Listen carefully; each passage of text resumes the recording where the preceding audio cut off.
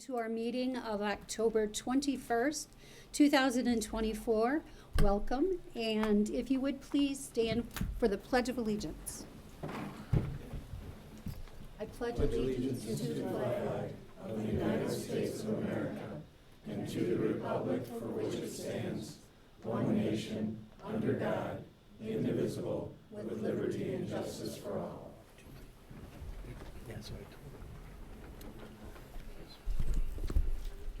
Sandy, could we have a roll call, please? Councilmember Shippers. Here. Ellenboss. Present. Ingalls. Here. King. Here. Mayor Folkins. Here. This time, if we could get a motion to approve the agenda, there is an amendment to remove item V1-C regarding the market renovations. I will make a motion to approve the agenda as amended to remove item, 6C regarding the market renovations. Second. Councilmember Ellenboss. Yes. Ingalls. Yes. King. Yes. Shippers. Yes. Mayor Folkins. Yes, motion carries. At this time, we'll open public comment. I will start out by saying that the council did receive a couple of communications via email, and so I want to acknowledge the fact that we did receive those before we start. So if you would, please say your name when you come forward and then write your name and address for the clerk. That's greatly appreciated. And if you could keep your comments to 3 minutes or less. Thank you. Bill Barnett. I've been asking for transparency on the PFAS thing since June. I'm asking for it again. In fact, in all of your duties, please be transparent. Last meeting, some incorrect information was shared with you about the Clam River discharge. I think it was incorrectly stated that and that different standards were involved as to what was told versus what exists. I don't believe the regulators are comfortable with what's happening at the Clam River. You have, and I think you need to tweak your filters there, as well as in your sewer department. Both of them are pouring PFAS into our Clam River, which is a stream. So I didn't agree with what was said at the end. You had a report from Mr. Petcha and from Mr. Dietland. I think they were both wrong. I appreciate they're trying to do the right thing. And you're confused and concerned about accuracy. So am I. Yeah, we read a lot of things on Facebook, but let's let the experts, EPA and Eagle, with their role, figure this out. And I just was disappointed to hear those statements said at the end of your last meeting. The LDFA is doing better. They are ignoring the attorney's advice, the utilities director's initial advice, your city manager's initial advice, and they are voting and following Mr. Warner's advice. And I think they're right on target. They're finally getting to the PFAS skunk that you have, which I think is right over Northern Air, and you need to deal with that. And that'd go a long way. If you start closing down wells, it's only to get more potent coming into that river. It's not clean water going into that river. I'm telling you that. I've been telling you a lot of things since June. Please listen.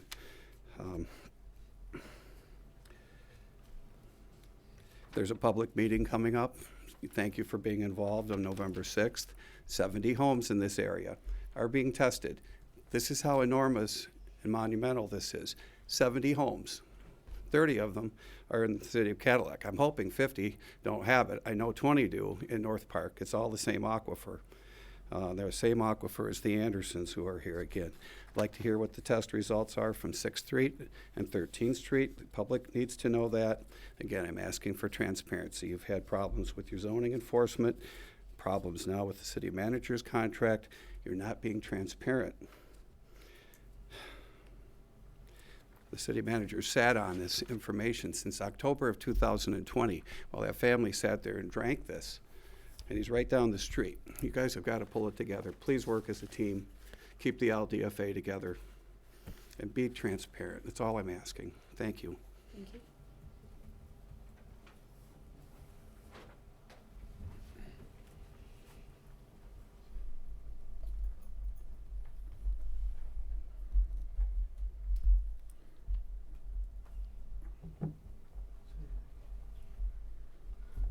Hi, I'm Andy Van Alst, and I live on Sunnyside, and I I guess I'm not really prepared like I like to get when I come to these. So I brought the same old memo that I've been reading for a couple of years now. The term short-term rental shall include housing units being rented under the various rental platforms such as Airbnb and VRBO less than 30 days. The rental of housing units either within a home or including an entire home. And they were allowed in TS1, TS2, B1, and B2 areas. So my notes are along the lines of the difference between a bed and breakfast and that which shall not be mentioned. That was brought up at the planning board. And then they said, please don't advertise on VRBO at the planning board.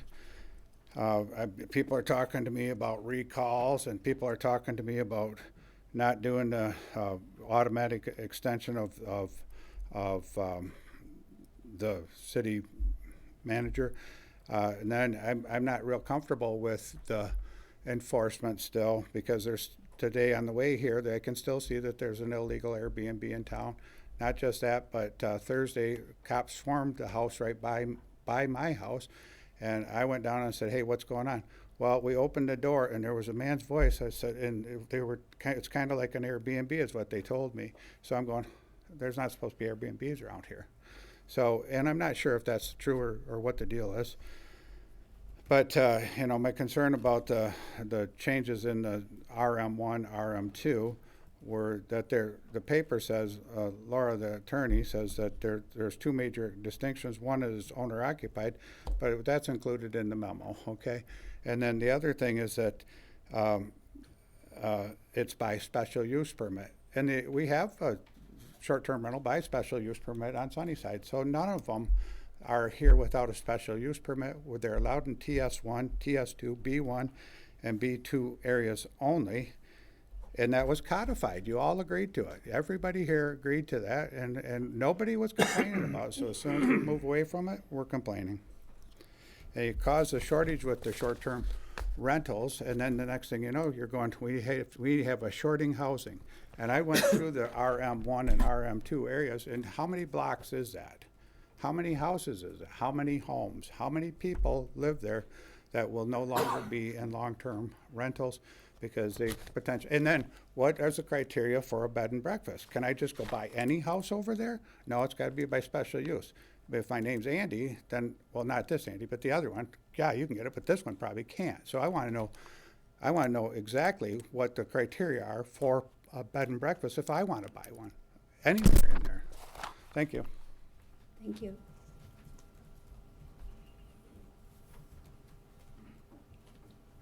Hey, my name's Jeff Anderson. I had well tested the water. It was bad, but I listened to these meetings. I was told that if I hooked up to city water, they would get me a filter from my well out back so I could water my garden or whatever with it. Nobody's come through with that yet. I have got a letter from the health department stating that I am in contempt of court, that I will be charged with a misdemeanor if I don't plug my well off because I am hooked up to municipal water. So I would like you guys to think about this until November 6th of what we're going to do about that. And what about all these costs that I'm incurring now? I mean, the time, everything else, you guys just keep on going, and I never hear anything out of anyone. And I brought all this to your attention to bring it open, and nobody is talking except for the community. The people that are supposed to be taking care of us, our city, is not doing what they're supposed to do, communicating with the city. I don't see it. I just would like everyone to think about what our future plan is for this water problem. In the last meeting I was at, someone brought up, it was Marcus, that our waters are good going into the Clam River. Well, that's fine, but what about the water that we're living with that's underneath our ground? That's the water I'm concerned with. I would like to know what we're going to do about that. That's where I stand on everything.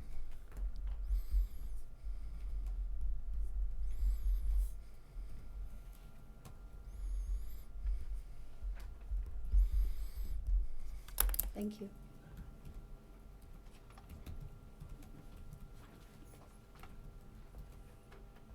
Good evening. My name is Tony Rubio. I live at 1021 Chestnut. I think I have personal relationships, or we know each other from outside these walls, and it's been a while. It's good to see everybody. I'm from Grand Rapids, one of the first cities, incidentally, to fluorinate water in 1946.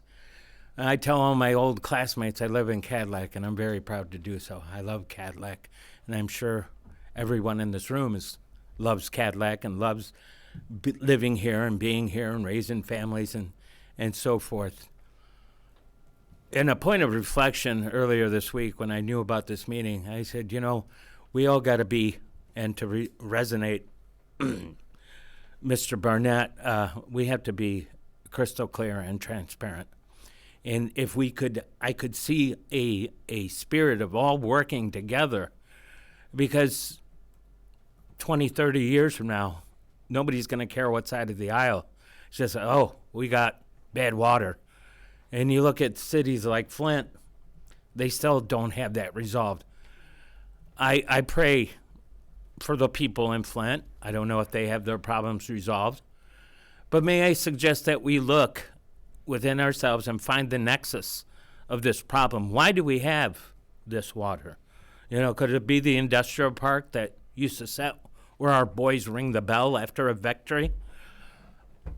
If we could all work together, no matter how you feel about each other, for the future of this beautiful town I call home.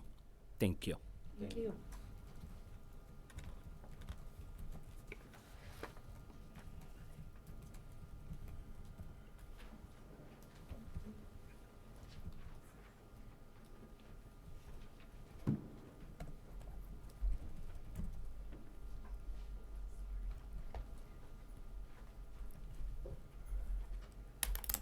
Hello, I think all of you know me, Lori King, 604 Holly Road. I'm getting up now because I think this is the only opportunity to talk about the manager's contract that's coming at the end of the agenda. And I think that if there's public comments, it has to be made now. I'm getting up to say how appalled I am that this was proposed. All of you should know that it's a violation of the charter to propose what you're proposing. Our charter has 2 instances where a supermajority is allowed for a vote, or is required. What the city manager or whoever proposed this change is proposing is a change to the charter that requires a vote of the entire city, not just the people sitting on city council. And frankly, if we're gonna make a change for a supermajority, that supermajority ought to be both sides, both hiring and firing, and making changes to wages. It is unconscionable that you would constitute or think of making a change that would allow only 3 members or require only 3 members to hire someone to change their salary, but 4 members to fire that person. I don't know what world anybody does that in, but I will tell you it's a violation of our charter. Thank you. Thank you.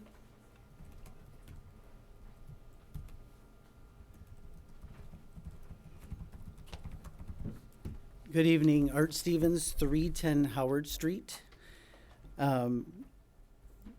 Here tonight, I wanted to mention one of the 16 years I served, and one of the last years I was on it, we paused. I know that a couple council member and the mayor wasn't real happy. We paused the budget and made sure we did a resolution to make sure that we are following the charter and the city ordinances, as well as the state, and I don't have the exact term of the financing laws by the state of Michigan.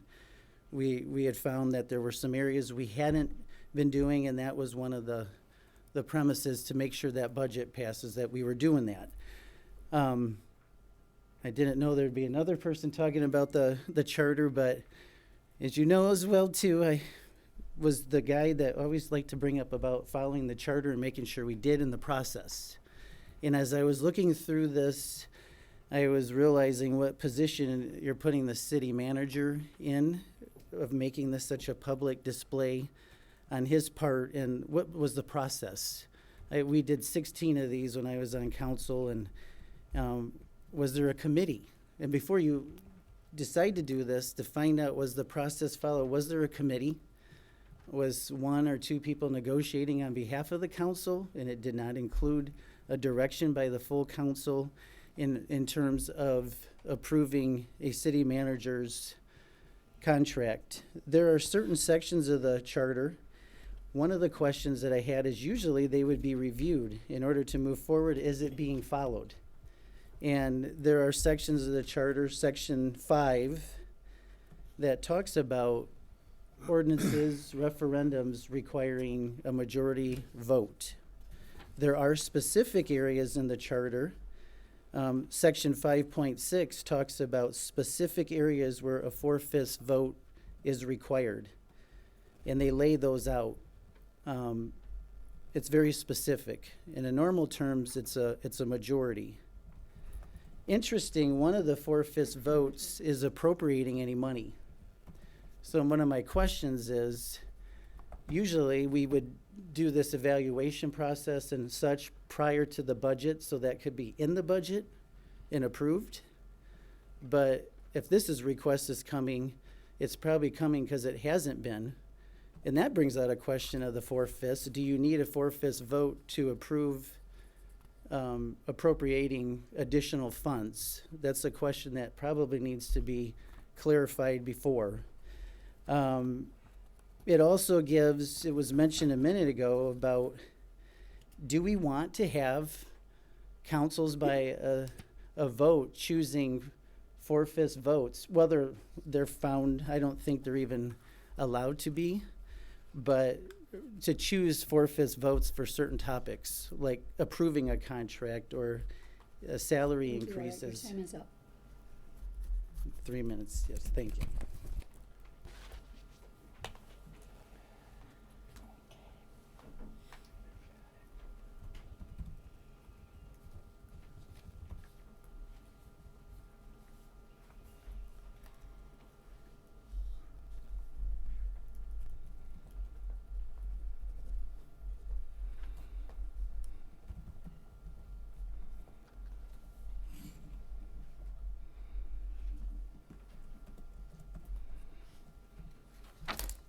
Rick Torres. I live in here in Cadillac. Wow, look at all these people here. You say you like it when we get all these people here. You get to hear their concerns, their needs, their wants. The water issue is blowing me away, dude. Blowing me away. I think about Flint. I think about our lake. I think about our rivers and streams. I said it at the last meeting that I was at. I was out of town for a couple weeks. Went for vacation to Florida, but that hurricane had other ideas, so had to come home.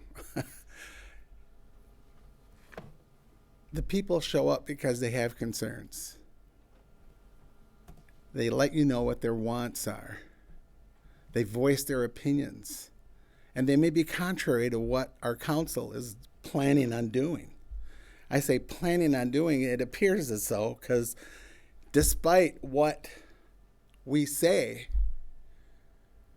it still goes the other way. Mm-hmm.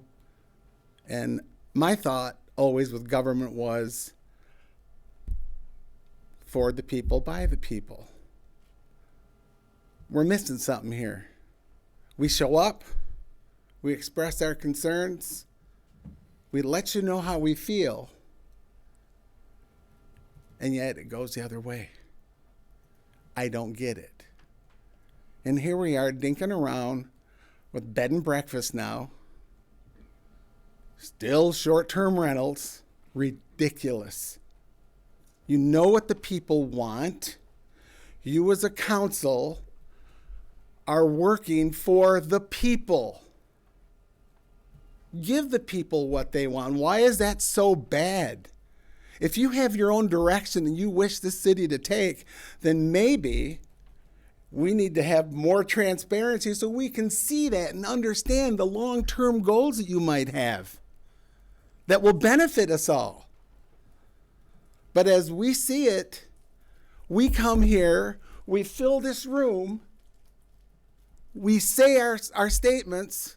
We make our public comments. You hear them, but you don't adhere to them. You don't recognize them. And if you do, it feels like it's falling on deaf ears. It's very troubling and very frustrating as a citizen of this city, this beautiful city, to have this occur. And I said it before. Our Lake Cadillac, yeah, for years people have come here to Lake Cadillac. But if we don't get a grip on our water that we drink, as well as the water that we recreate in, and if you don't think we have a problem out there, it's only growing, Thank you, Rick. Your time is you have to get on it. It's a serious thing.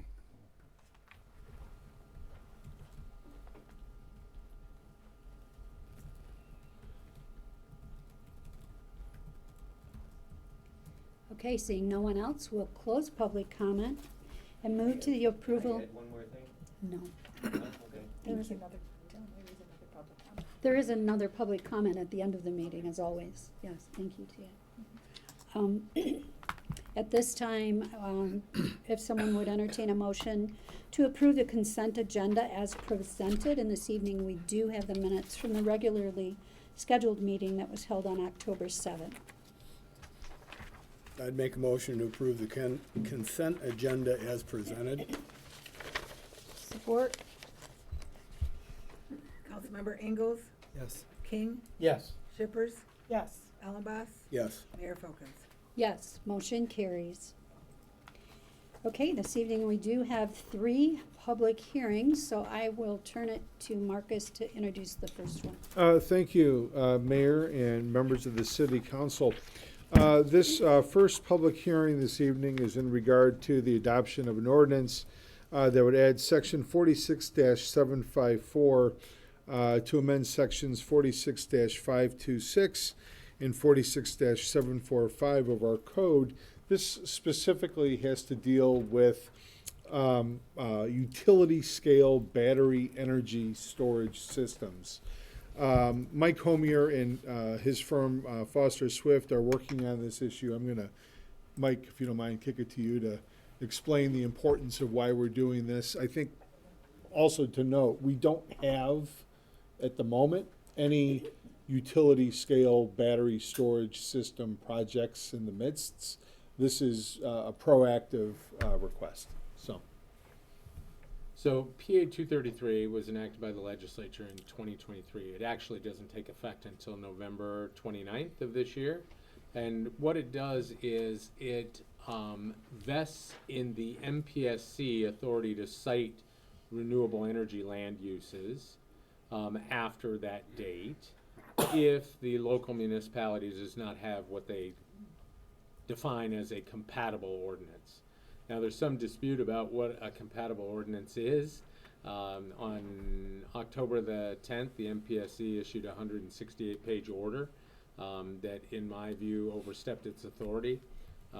We currently have probably in excess of 20 municipalities that are going to appeal that order. Notwithstanding that, your ordinance or the proposed ordinance is to have local approval of these facilities, specifically about where they can be located. You still have to meet the compatibility requirements under PA 233. Those are set forth in section 226, subparagraph 8. They have to do with, for battery storage in particular, noise levels, setback issues, those types of things. But there's a whole host of other things that are not regulated by PA 233 that you might want to regulate. For instance, like screening. Screening is nowhere in that list of items, and yet it might be an important thing depending on where in the city those facilities may be located. If you don't have a compatible ordinance, the MPSC can cite those anywhere they want, and your ordinances then are preempted in application to those types of facilities. So we think it's important for local municipalities to still maintain that ability to determine where in the city those may be located, and the adverse impacts that those could have on adjacent land uses. With respect to battery storage in particular, I think those facilities are best located in industrial facilities. They are industrial in nature. And they're smaller. They're between probably 5 and 15 acres, and consist, I don't know if you've ever seen them, they're like storage containers that are linked together with battery storage inside of them. So that's kind of just what they look like. But there are important safety issues as well, like uncontrollable fires if they should occur. So there are certain regulatory aspects that are important, like fire safety plans, fire suppression systems that are built into those containers, things which would control those if they were to happen. Okay, before we have any discussion, I'll go ahead and open up the public hearing. And at this time, if anyone would like to come forward in favor of or opposed to this, same as the first, if you would please come up and state your name, write your name and address for the clerk. And in this instance, in a public hearing, you have 6 minutes to talk about anything that you'd like to relating to this public hearing.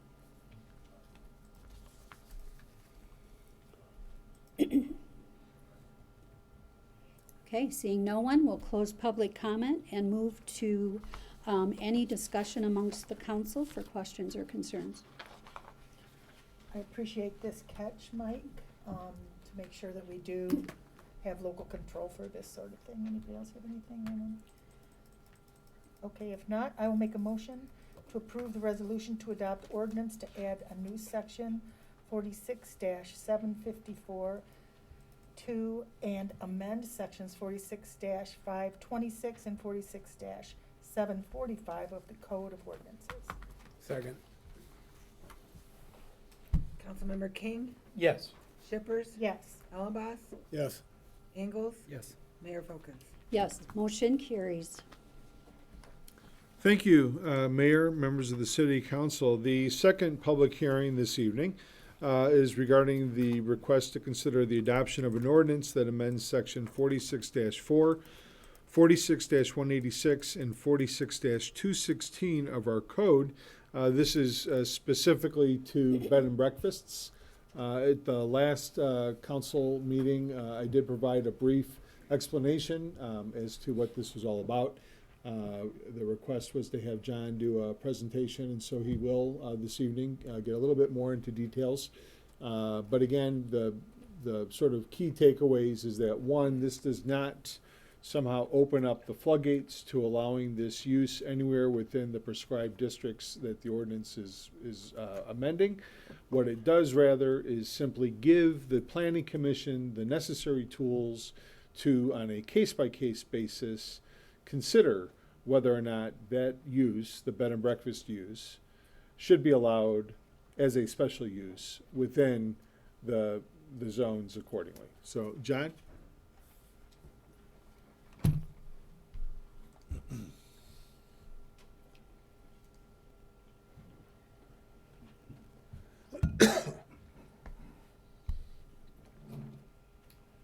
Good evening. Yeah, this presentation, try to be brief. I think we've been sort of through this in the past a little bit, but basically we had someone come forth who inquired about the potential to do bed and breakfast. We don't really have bed and breakfast listed in any of our zoning districts. The definition collaborates it with a tourist home. But somebody was interested in doing it in a facility that was formerly a bed and breakfast, which you could see why, if it was designed and used for that, it might still make sense to go forward. But anyway, I'll go through the process that we followed for that. Andy Ulrich, who is the owner of the property at 312 East Cass, was interested in creating a bed and breakfast. His history on the home was that it had been used, and we've confirmed that through our research. It had been formerly used as bed and breakfast, and also more recently as apartments within that home. And the property is located in the RM1 zoning district, and that's primarily a multifamily district. So This wouldn't impact any of our single-family neighborhoods, but strictly multiple family districts. I wasn't really sure how to move forward with it. Decided that the best thing to do was to have Andy appear before the Planning Commission and make a presentation on his wishes, what he was wanting to do. So he did appear before the Planning Commission about the bed and breakfast. There's two options that I saw, was to either rezone into TS2, would make this property kind of a standalone property, in that TS2 with no other TS2 around it. The other option was to go to the RM1 and RM2 districts and allow the bed and breakfast to be used as a special use. And as you're all probably aware, special use does not allow it automatically. It has to go through a special process. It has to have a public hearing. The Planning Commission can look at every case on a case-by-case basis, decide whether what is being proposed makes sense for that particular site or doesn't make particular sense for that site. The Planning Commission was supported moving forward with adding the bed and breakfast as a special use in the RM1 and the RM2 districts. So that's the path that we have been on. The amendments that are before you talks about changing 3 of the code sections. One of them is simply the definition section, and the definition section would read that a bed and breakfast means a single-family dwelling unit in which up to 8 rooms are available for rent to transient tenants for fewer than 30 days, during which time the innkeeper resides in the dwelling unit. The term bed and breakfast is also known as a tourist home. That was only included because it was a remnant from the existing ordinance. The other 2 sections that are being adjusted are section 46-186, which is the special land use section in the RM1 district. And you can see the various uses that are permitted. There's no new uses other than the bed and breakfast, so you can see that recreational activities, offices and or businesses in an existing building, offices or business in a dwelling, mixed use, a family shelter, a group shelter, a combination group family shelter. These are all uses that are allowed in the RM1 district, subject to special use. Likewise, in section 46-216, again, this is the special land use section of the RM2. The special land use is currently permitted, and the list that you see up there are all permitted right now with the exception of the bed and breakfast. We've simply added the bed and breakfast as the last item in the list. And you can see some similar activities, a few changes. Recreational activities, mobile home parks, again, offices and or businesses in an existing building or in an existing dwelling that's mixed use, a family shelter, group shelter, combination group family shelter, accessory buildings for the uses listed through 1 through 7, and then finally the bed and breakfast would be added. Just kind of looking back to why RM1 or RM2, part of the reason is kind of given in the intent of the district. The intent of those districts are to provide for multiple family development and related uses which will generally serve as zones of transition between non-residential districts and lower density single family districts. So the very design of those districts understand that there's a different density or intensity of uses between strictly a commercial district and a single family residential district, and that there's a variety of uses, all of which you've seen on that list, which might be appropriate to have as that transition zone. The Planning Commission took action on the proposed amendments. They held a public hearing on September 23rd, and by a 6-to-1 vote recommended approving the three amendments to the City Council. And of course, we're here tonight. The action and the resolution that you have before you is to approve the resolution adopting the amendments to those sections of the code as presented. I also added in your packet some research that was done on the subject of bed and breakfast. You can see by that research that we looked at a number of communities across the state. A lot of communities choose to allow this in single-family districts. Some allow it in multifamily, some in both. So it's all across the board on where they're allowed. But we thought the best bet was to strictly limit it to the multifamily districts. And I guess in my history of doing zoning, I guess prior to short-term rentals even becoming an issue, bed and breakfasts have been a noteworthy use or a clearly identified use for my entire career in the business, and have been identified as something other than short-term rental.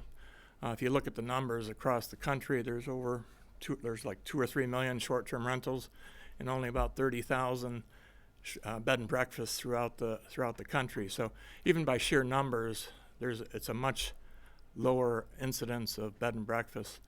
And quite frankly, in some communities, it's the pride and joy of the community.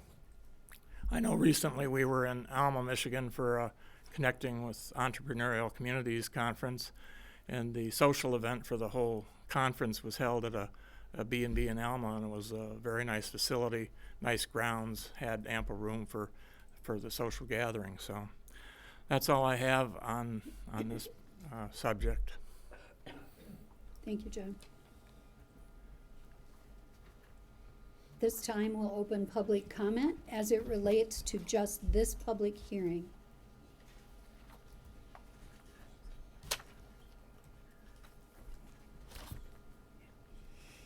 Hi, I'm Andy Ulrich. Currently reside at 617 East Division Street, soon in 312 East Cass Street. I brought forth this proposal for the bed and breakfast.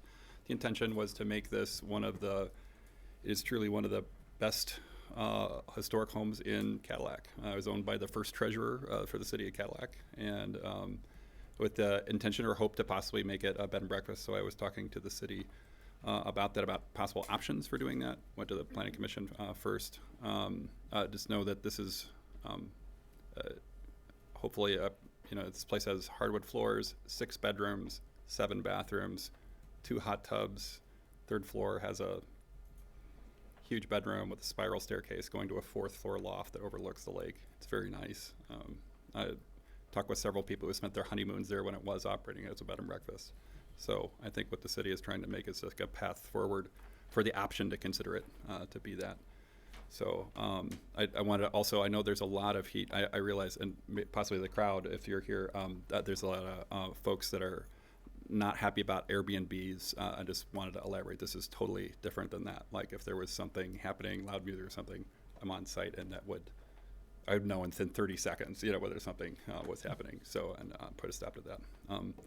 I also wanted to say, I don't know if I'm allowed to present this, but I talked with my immediate neighbors. They were wildly happy about it. And since it stopped being a bed and breakfast, it was used as some apartments. It was kind of run down. And so they're really happy that something kind of positive and innovative might be happening there. So I have their names, or one, I said, could the city council contact you? And they all said yes. So I have their contact information, and one of them wanted to write a letter to the city council, but I don't know if I can present that or not. So that's it. I hope you at least consider I'm not sure about the whole ranging plan, but some option for there to be the option of a bed and breakfast there. I think it could be a real boon to Cadillac for people who want to stay, and the hospital's nearby for someone that wants to stay who's may not wanted to stay at a Holiday Inn, but something more friendly when they're going through a difficult time. That would be my intention, and it's about half refinished now. And I put about $70,000 into it, and make it really nice with period antiques and things. It's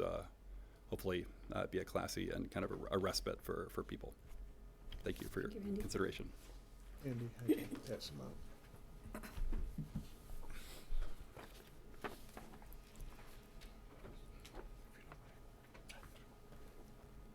I think we'll just grab one of each.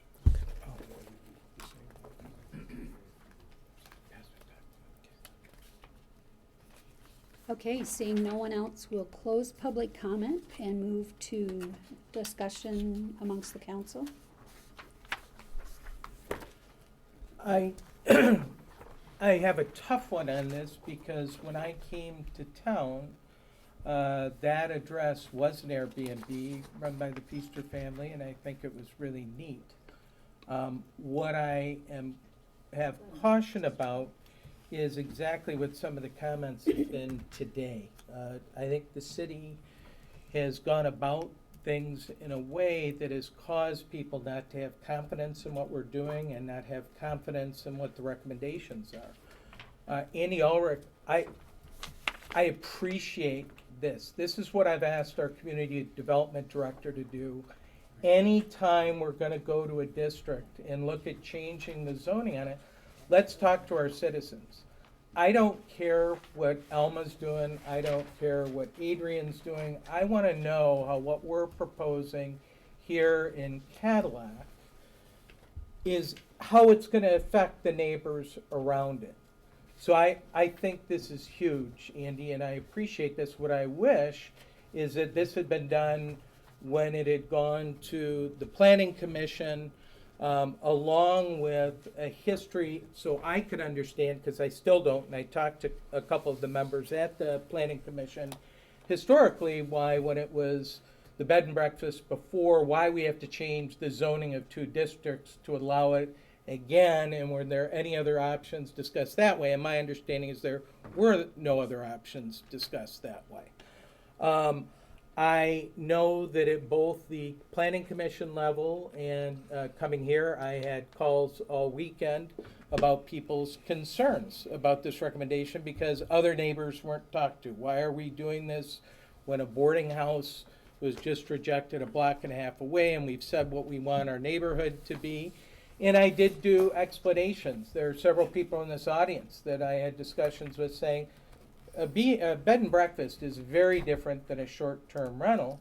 However, I understand your concerns that you need to know what the effect's going to be. And this council's heard me say dozens of times, when you start a process like this, the first and number one thing I think we know or need to know is from the people around there. And I know Mr. Wallace has said he doesn't have an obligation to go door to door or talk to people, but man, does it make a difference when you do?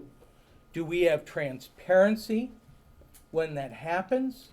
We have neighbors then that can see that some of those concerns may not be as sharp as they feel in their mind, but they do not, the general public does not trust us at this time in making recommendations to do sweeping changes to RM1 and RM2 at this point. My thought is that, and I'll make a motion in a moment, to send this back to the Planning Commission and ask the Planning Commission specifically to get a summary for us to consider as to why we're doing this for one house. And Andy, I understand, and I don't think it's a bad idea, but to explain that, explain why we have to change completely 2 zoning districts to accomplish it, to make sure we've gone and checked the surrounding neighborhood to see if this is a fit for that area. And do we need to do it across the board, or is there an option to do this in that area if we think that's a good development idea? The other issue that was related to me is lack of confidence in enforcement. And I think that I would ask the Planning Commission to get from staff specifically what the enforcement rules are going to be if we're going to do it as a special use. Who is going to be responsible for that enforcement? Are there any consequences as far as losing a license, or what the penalties are if the rules are not followed? I think that has to be part of what comes to us in deciding a change for an entire 2 districts. It is important that we do listen to all the people here, and we have had a lot of people raise these concerns. I don't think I want it to go to a motion and have it denied when those concerns may be able to be addressed if we send it back down to the Planning Commission to get that type of direction and then have it come back up to us. And I will say it over and over again. Our duty is to maintain the public trust, let them know we're doing everything to make sure we're protecting all of them and the nature of our neighborhoods. We've heard the concerns about that. loud and clear. So absent other discussion at this point, I would like to put a motion on the table that this matter be sent back to the Planning Commission to give us a summary and a history of why we're doing it in this manner for one request, to provide what all the potential options are to accomplish the goal, to include input from our people actually talking to the neighbors in the districts. And I think it makes a difference. I think in Andy's request, it makes a huge difference that the people around him might support this. And there may be other people in RM1, RM2, in other parts of the city that say, no, this wouldn't be good in our neighborhood. And then we can look at an alternative of can we do an overlay? Can we do something else? But I think that needs to be explored prior to taking a vote on it. And again, I would like specific rules and enforcement provisions of how this would be handled so the neighbors know that their peace and quiet enjoyment is protected. So I have a question.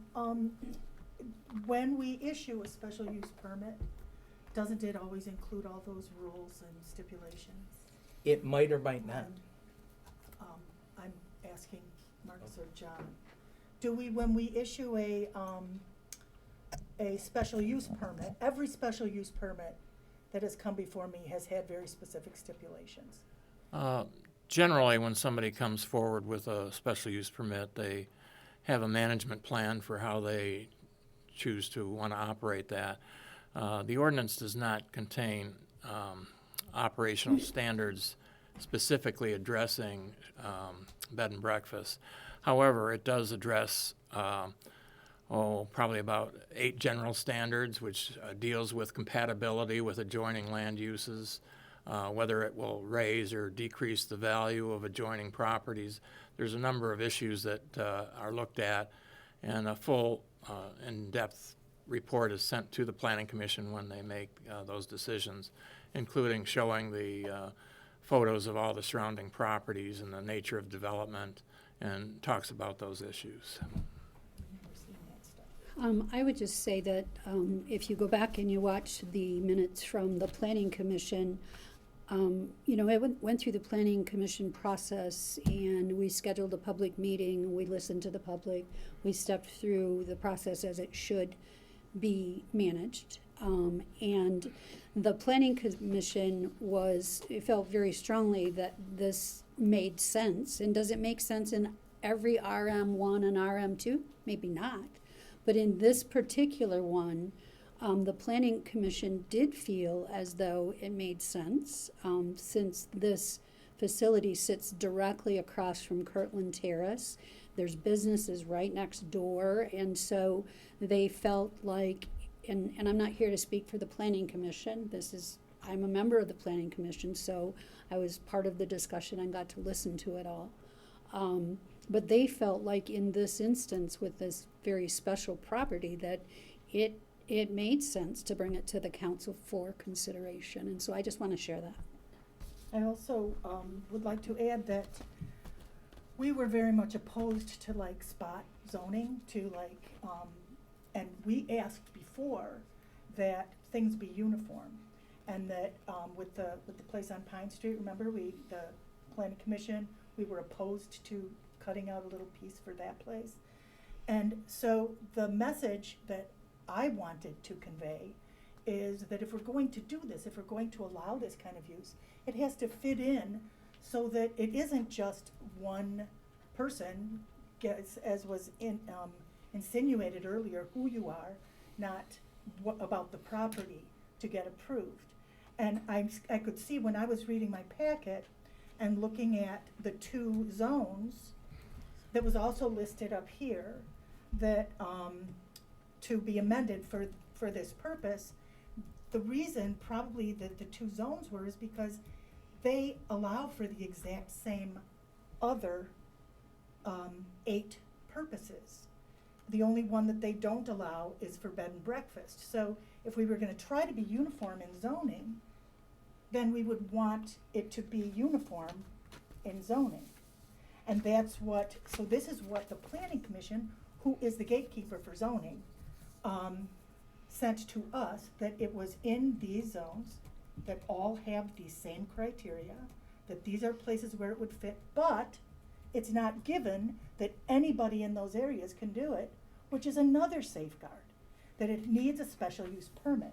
And in those special use permits, we can require that we get this, you know, we see the pictures of the place, we look at what's around there. The planning commission does the same thing. They look at, I was on the planning commission, you look at all of that stuff. We could ask that, and I think it would be absolutely reasonable, to ask that whenever we're going to do a special use permit in any zone, that we survey the surrounding neighbors. I think that that would be absolutely reasonable. We now have, asking who is gonna be in charge of enforcement. We budgeted someone who was in charge of enforcement. We got a report showing all the enforcement that has happened since our last meeting, and actually in the last month and year to date. So who is going to be enforcing this as a question? We know who is going to be enforcing this, our zoning enforcement officer. And that we specifically chose to do that. So I'm thinking that, also, I have concerns with saying it's not transparent because it has followed the public process every step of the way. Every step of the way, from the planning commission where people had a chance to get up and speak, and some of you who were there also spoke at our last meeting when we first said we were gonna have this hearing, because you were also at the planning commission meeting, because you were also at the last meeting, and so when we set the hearing. And now you're here again when we have the hearing. So this is absolutely transparent. This is how it works. This is how government works. All of these things in my packet are available to everyone else in this room and outside there to see the process, to see why it fits in these places. So I'm having a hard time thinking that we need to send it back for a second look when the planning commission has done their job and passed it to us with all of this really pertinent information. So, anyway. I would just like to say something to the whole council right at this very moment. You know, this part of the public hearing is for our discussion. It's not to talk to the people in the room. Sorry. It's for us to talk so they can hear us, but we talk to one another about the concerns. So, and I'm just saying that in general, I so apologize. respectfully. Thank you. You're welcome. Robert, did you have any? Well, I have a couple points that I think, you know, I do think specifically this house, I'm supportive of it becoming a bed and breakfast. You know, I'm not sure the alternate ways we could have accomplished that. You know, when we talk about the housing crisis, the difference between one of the main differences between the bed and breakfast and the Airbnb is that the bed and breakfast is a home. You know, if a member of our community or a member of the audience wanted to start their own bed and breakfast, they'd still have to live there. They'd have to move to an RM1 or RM2 district. Andy lives in this house. Like, it's not taking away a home. You know, we've said, you know, I hear sometimes people say, you know, just say no to things. I feel like, you know, we've said no to the Pine Street house. We've said no to the boarding house. I think with a lot of the discussions we've had with the community, a lot of it has revolved around protecting the R1 neighborhood, and to a greater extent all the single family neighborhoods, the R2 and the R3 as well. I don't think I have a strong aversion to spot zoning or the overlays.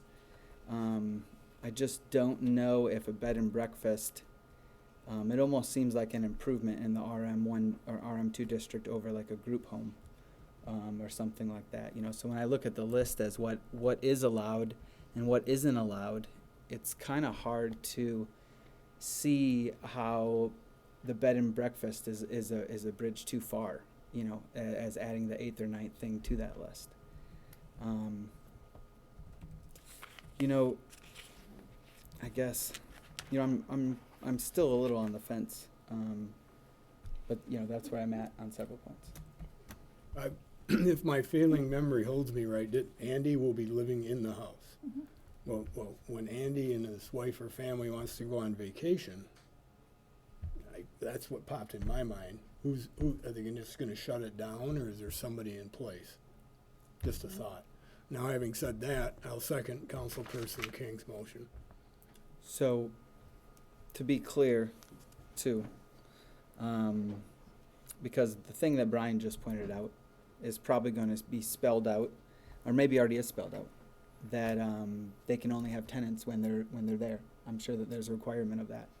You know, as far as getting, you know, buying any house in the RM1 and RM2 and turning into a bed and breakfast, you know, there's parking requirements. You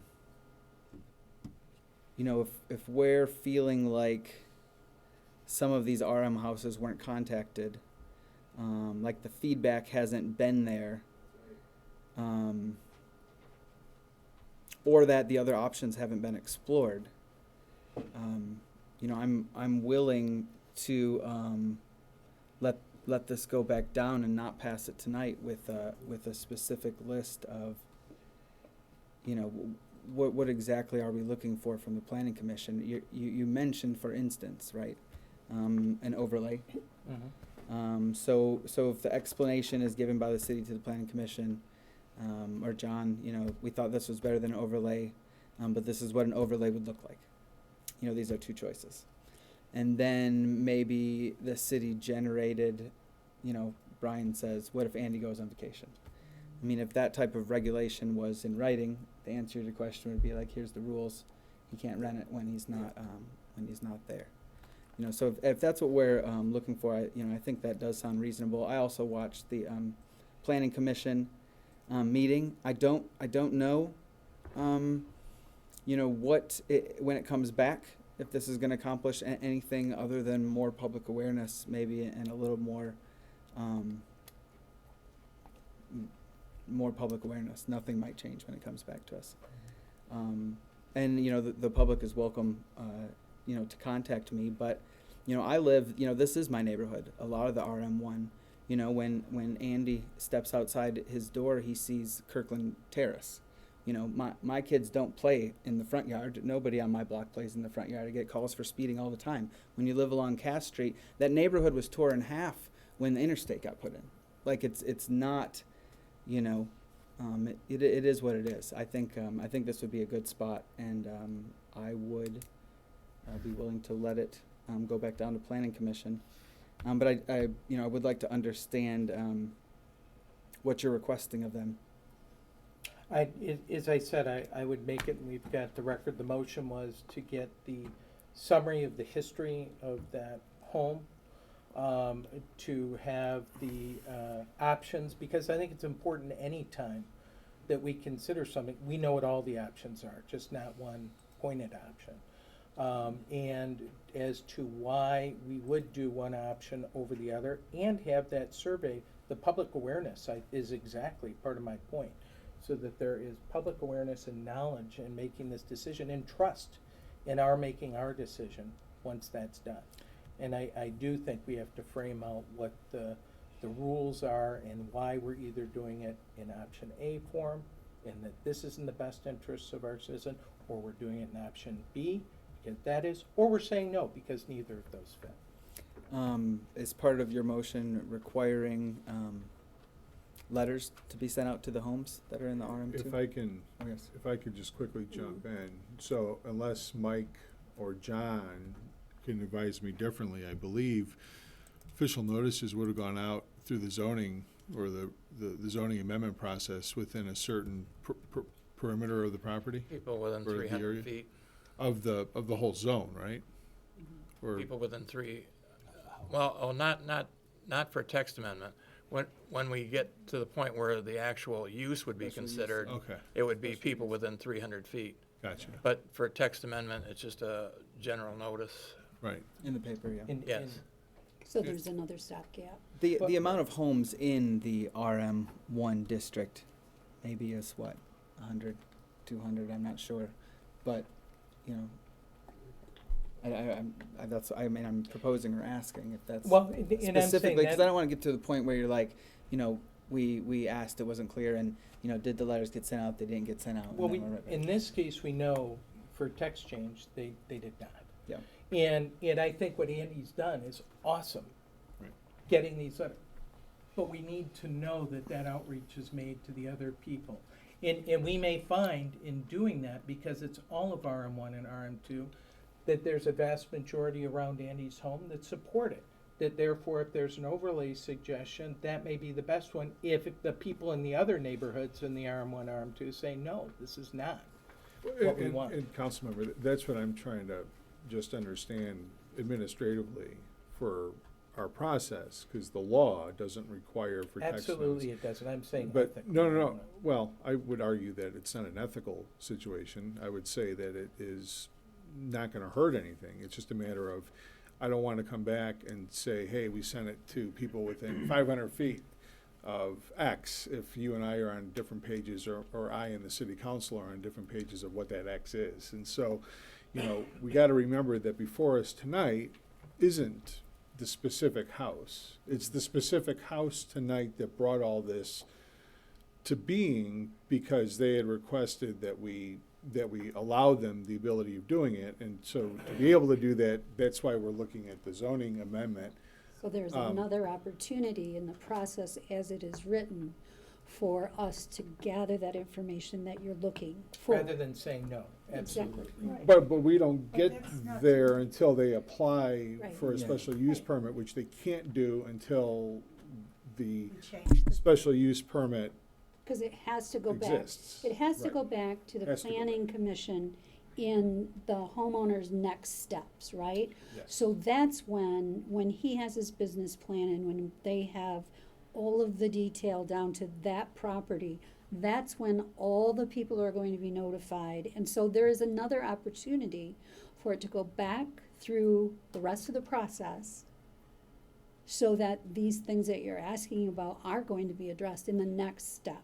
The distinction right now is that before we do a total overhaul of RM1, RM2, It's we're not a getting total the overhaul. information. Changing Yeah, it throughout. yeah.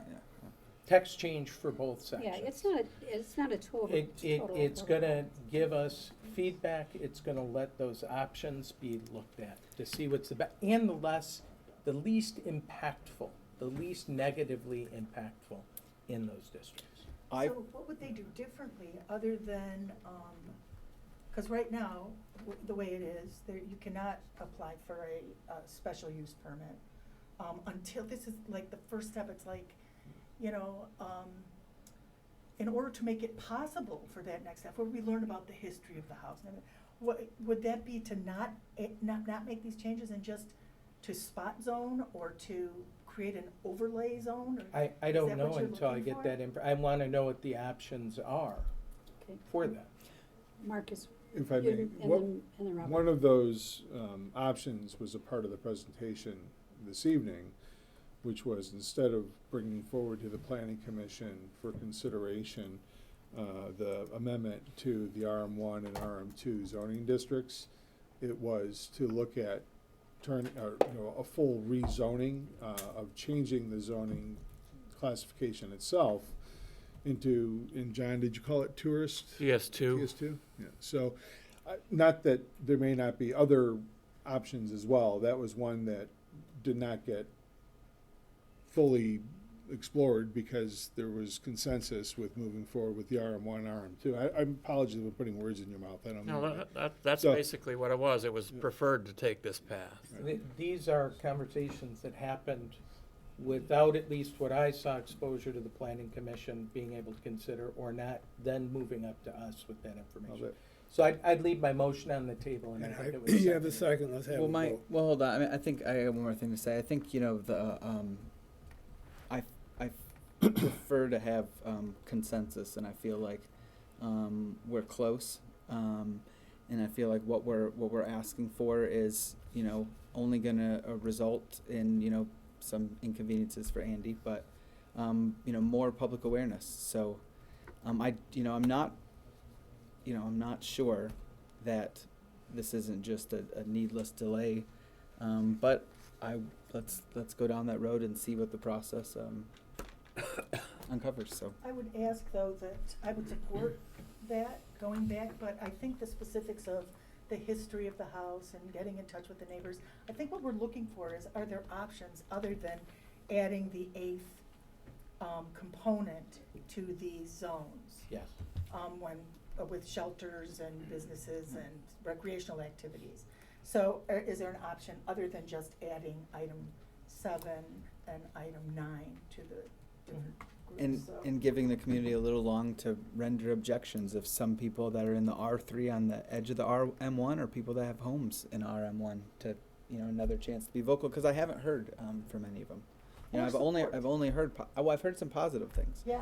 But all the people that are coming out to speak against this don't live in this neighborhood.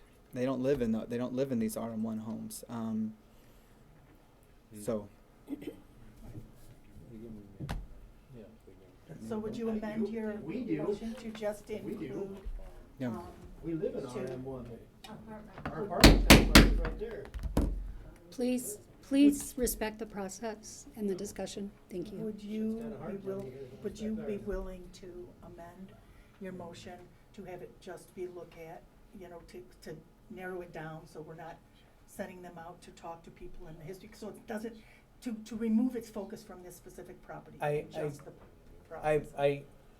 Just what Robert said is included in what I'm asking, but I think it's important to find out what the people in these districts, even though we don't have to at this point, people don't trust us about our zoning recommendations. They don't. And we need to build that trust. And rather than just putting a vote on to vote yes or no, this is not saying it's no, but let's see what the people really want and what the least impactful, harmful impactful way to do it is. Mayor Filkins, would you mind reopening the public hearing, or people after hearing this good discussion, to get people in the audience that would like to speak? I apologize for interrupting. Mike? Well, you certainly can take additional public comments if you'd like. I'll leave that up to the city council. I would like to hear from the gentleman who did not speak during public comment, but Spoke lives on in the public. RM1 Give him his opportunity. district. Okay, I'll go yes. ahead and open public comment as it relates to this public hearing. My name is Steve Markwood. I live in the RM1, actually right on South Street, next to the Four Winds Test Site Center, and I've had this discussion with you people before. You talk about wanting notification for people. Nobody in our apartment complex got any notification, no survey, no nothing. You're talking about, short term or long term. Here you've got an apartment complex that's long term.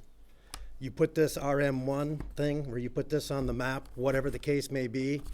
What's your plan with it? Are you going to take this apartment complex away? That's never been discussed, at least not to my knowledge. It's never been brought up to me. I live there in that apartment.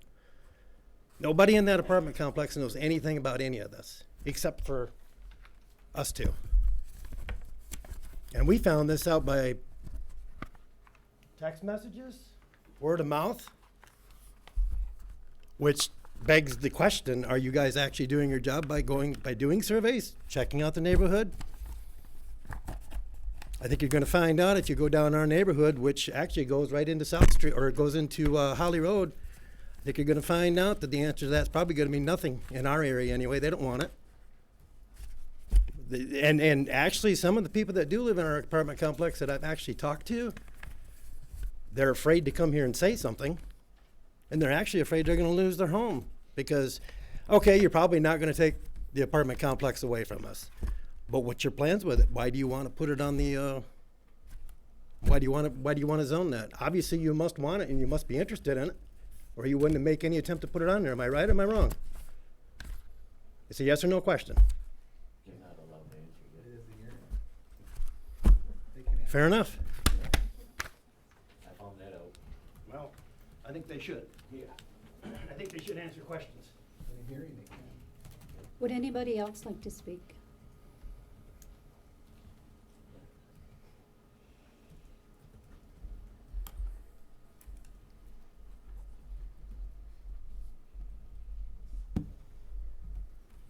I'm Rob Munger, and one thing that I'm having a problem with is I'm getting told that there's no transparency in the zoning process. And every time I've come in here, I have to pay a fee. It gets put in the newspaper, and a mailer goes out to all the surrounding owners. So there's very clear transparency. So I'm really curious where people are saying that they don't have transparency or availability to, like, the council, the city employees. I've had full access. And I do come in, I ask questions, and I get scheduled meetings. And I just had a mailer come to me. Wexford Community Credit Union is doing some changes and a sign. And as a property owner, I received that. So I do appreciate the transparency. And I'm curious, and this is probably a general question, but why people are saying there's no transparency when I keep getting documents, reports. I can go online, get all the documents and reports. So I don't know where this conspiracy theory is coming up. And that really bothers me because I don't see it. And I own a considerable amount of real estate in Cadillac. So I do appreciate the fact that you do have the reports, that you are available to ask questions. I've talked to all of you. But I really don't know where this conspiracy is coming up, because it's not valid that I've ever seen in the 7 years I've been working here. So thank you for what you're doing. Thank you.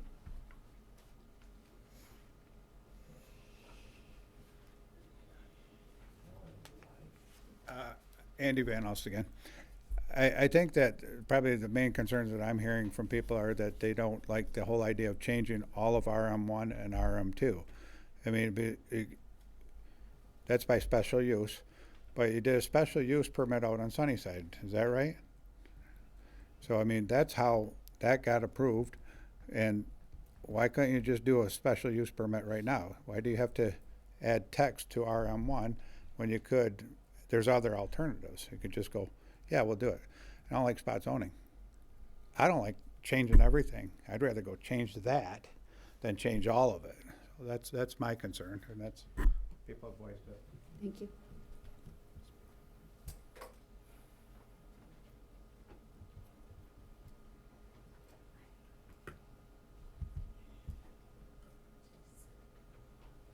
It's not what it used to be.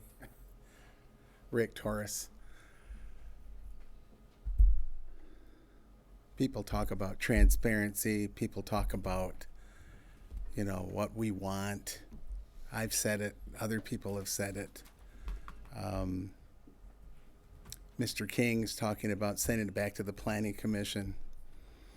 I tell you what, as a resident in this town, and what I have seen at these meetings and the things that have been passed, I mean, we had elderly women asking to have a water rate just go to 3%. Mr. Ellenboss read a letter from a resident, and instead it went to 5%.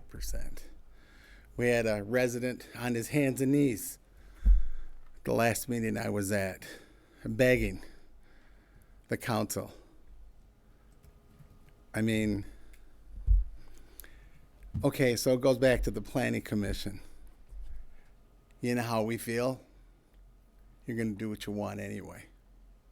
That's how we feel. And that's not good. That's not right. We voice our opinions. You still do what you want.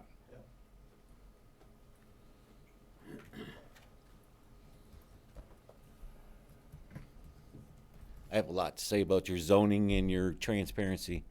Your transparency is nothing. 4 years ago, somebody could have mentioned it to me about my water, and you guys are just, I haven't heard anything. So that I'm just using that as an example. You've come right out and lied to me. 1, 2. Right to my face. I want to know what's going on. You guys kicked me out of this town when I was 14 years old. I come back and I made a name for myself in a business. And I'm well liked in this community, and you guys want to destroy that. You got me on a misdemeanor, for Christ's sake. It's just silly. You guys don't understand what you do to people. You make me look like the bad guy. You guys are all the bad people. All of you. It's disgusting.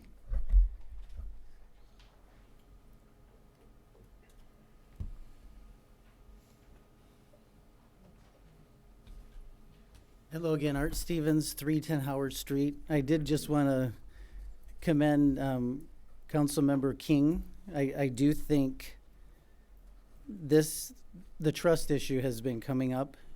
This is one way to help solve that. I know there's been questions of transparency. I read the packet before. I am confused because I thought this was general ordinance changes, not directed at one house. So I think one of the reasons that we have people here from other communities is it didn't have a lot about that house. There wasn't a lot about that special use permit. It looked more like an ordinance change. One of the reasons this is the time to do it is because once you change that ordinance, then it opens those doors. So pausing, doing it the right way, showing that trust, solid step. And I think one of the reasons you have people, I'm not from that community, I'm here, but I look through that packet, unless I got the wrong packet, there's not a lot about that one specific house. It's more about the direction of this overall zoning ordinance. Thank you.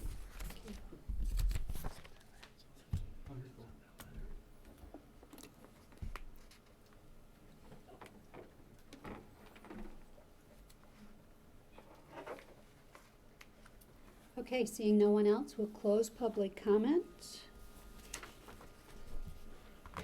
And entertain a motion. And remember, this is not about the one house. This is about the first step to make a special use permit possible in those areas. But if everybody would really like, yes, Mark? City Attorney wanted to clarify a couple Yes, things. please. Yeah, so the question has been asked about, whether this is, and Mr. Wallace clarified, it's a text amendment, right? You can't even begin to apply for the use until you allow the use in the district. If the district doesn't allow for the use, then it's not permitted, not by right and not by special use permit.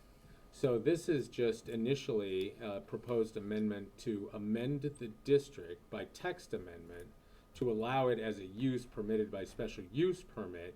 And then when somebody applies, you apply those standards, and then you exercise some discretion in the application of those standards, either saying yes or no, or yes, but with these additional reasonable conditions, right? Hours of operation, noise limitations, light issues, glare, those types of things. But you can't even get to that step 2 if the council decides not to add it as a use within the district. You can't just say, yes, we'll grant a special use permit when it's not permitted in the district to begin with. It's a step-by-step process to determine whether or not you first want to allow that in that district or not. And so that's where we're at in the process. With respect to transparency, there are 2 types of amendments. Mike, I'm gonna cut you off. I have a motion on the table. No. I've been I fought wanna on hear the taking rest. a vote I want on to hear the that rest of motion.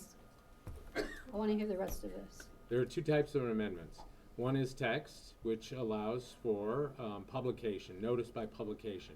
And that's because it's general to the ordinance itself, not specific to a specific piece of property.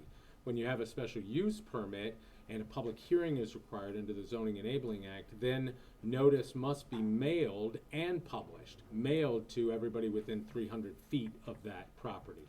That does not mean that the city is precluded from sending out additional notice. You could send out additional notice anytime you want. I'll give you an example. We went through the battery storage ordinance tonight. That was a text amendment which only required published notice because it doesn't deal with specific property. It only deals with the general requirements of the ordinance. Now, you could very well mail notice to every resident in the city if you choose to do so. I'm just saying it's not required by law. So Mike, I wanted you to finish that because I want to think back to when we were first talking about VRBOs. And we were we were being criticized. People had concerns about us spot zoning. And it was never in our ordinance that VRBOs were allowed anywhere. So is this, are you following me? Yeah. I mean, are we trying to correct something that wasn't actually correct in the first place, So right? if you go back to the short-term rentals, right, short-term rentals are a fairly newer phenomenon, right? And so those short-term rentals then were not included in your ordinance, frankly, because they didn't anticipate that use, along with a lot of other uses like medical marijuana and renewable energy facility. All these uses are emerging land uses. Notwithstanding that, there was the zoning administrator for the city, Mr. Wallace, interpreted the zoning ordinance to only allow short-term rentals in particular zoning districts. And that's kind of within his purview to make those interpretations. They happen every day. So he posted a memo onto the city's website saying they were only permitted in these districts. I'm going to interrupt again. As a council member, I have a motion on the table. We can take a vote. If you want to vote no, you can vote no. This is chaff and smoke over a simple motion Steve? to send it back. No, I'm sorry, Mayor, because when a motion is put on the table and it's been seconded, we vote on it. And this is part of the perception problem with the we public always not have trusting. discussion. We always have All right. discussion. And I'm curious as to what you're asking, because if we cannot do a special use, as our attorney has told us, without it being allowed in that district, excuse me, if we send it back to the planning commission, what are we asking them to do? Give us the options. Yeah, What and are that's, the options? that's if you my have to- question. Spot Okay. zoning and overlay, and the same thing that we've suggested. There's probably Mhm. 3 suggestions. Okay. But I did, Mike was saying, so when you continue with that story a little bit, the memo happened and then we clarified. And at some point in there, the interpretation of what we passed completely banned a use that was allowed at some point. What the city did then was codify that interpretation. Marcus? So now that is part of your zoning ordinance. Yeah. So, and the city council certainly has the ability to send it back to the planning commission for further review. There's no prohibition against that. You can certainly do that. I will say this, spot zoning on its face is unlawful, right? It wouldn't comply with your master plan, and that's why it presents some problems. But the overlay district certainly is possible.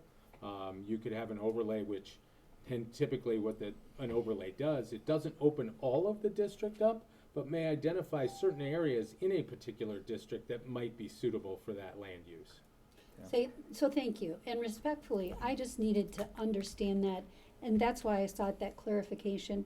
And I think that that type of discussion is really good, because somebody else might have had that same question that I did. Now there's a motion on the table, and if we're ready to go, if no one else has anything else? No, I'm ready to vote. Okay, good, Brian. Thank you.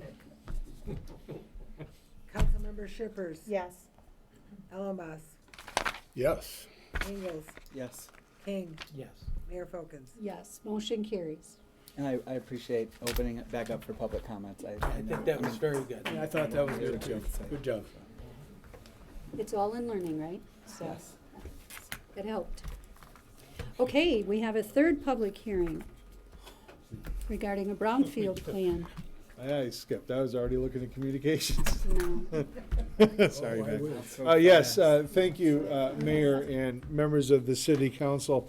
We're here this evening as perhaps a final step in a rather laborious process, and that is a presentation of the brownfield plan regarding the North Lake Street Flats project. This is something that we began talking about at least a couple of years ago, and it's really encouraging to see, what starts as just informal conversation, turning into what you have before you tonight. This is a project that's going to bring much needed housing to the city of Cadillac. We have an area property manager here that I'm going to introduce in just a moment. that's partnered with a Grand Rapids area development company as well that are gonna build this. And we also have a brief presentation from our brownfield consultant as well this evening, Mac McClelland. But before Mac comes up, I'd like to introduce Mr. Gary Pitch, owner of the property accordingly. Hello, everybody. I'm Gary Pitch. I live in Plainfield Township, but I'm Mr. Pitch, if you could address the council so we can hear you. Thank you.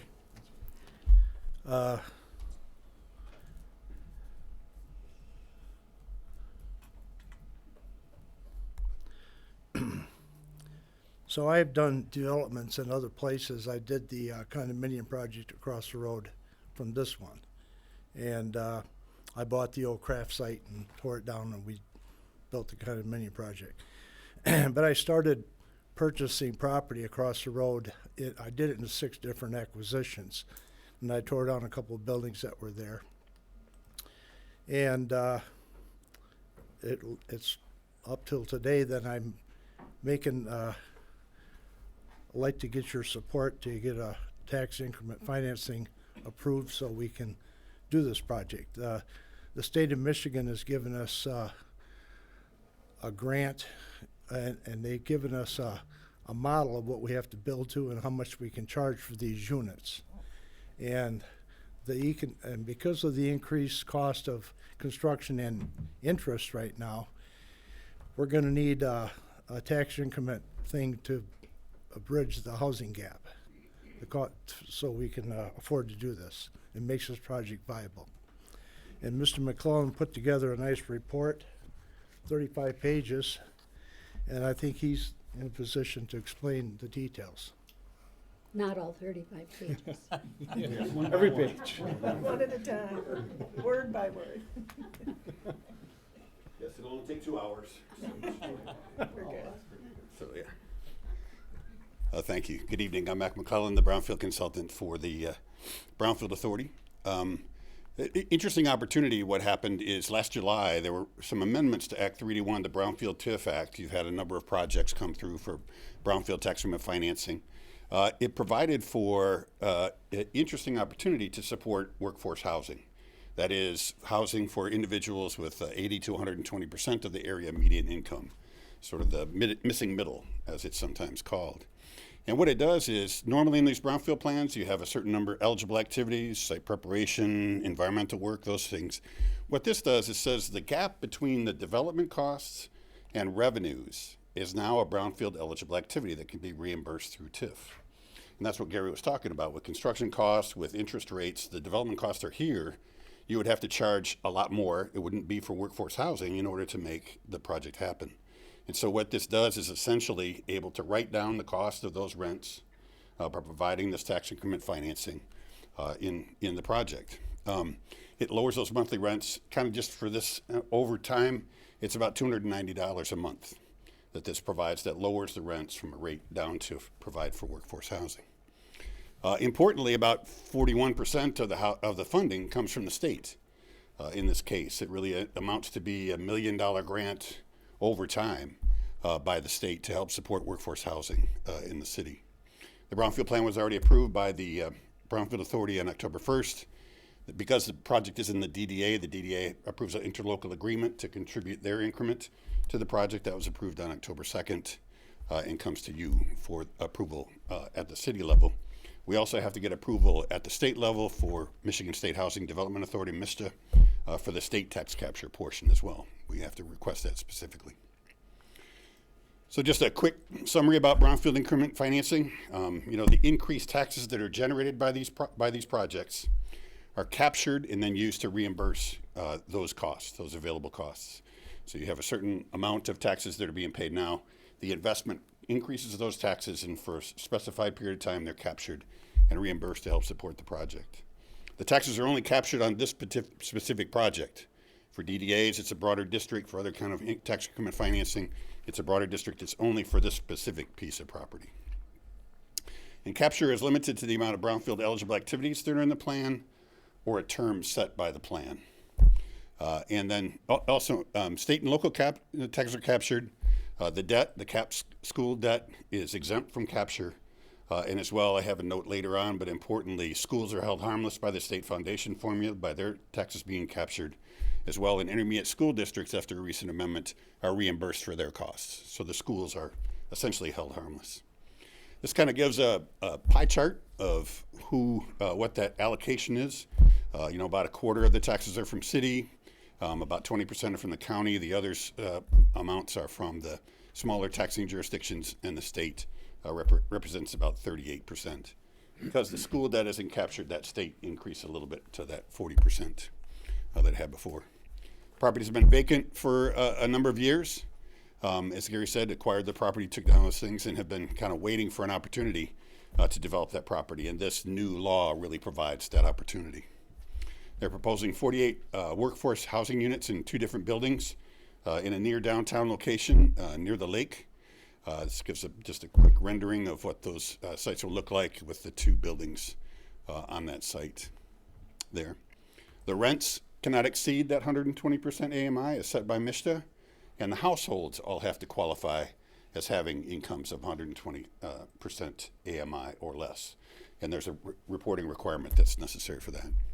Total investment is about $10 million there, and the project also received, as Gary mentioned, the $1.4 million MEDC grant to help support and move the project forward. So in essence, it's almost $2.5 million of state dollars that are coming in to help support workforce housing in Cadillac. It twists a little bit. We have to do a detailed financial review to see sort of how long this TIF should last, because we want to measure that gap between cost and revenues.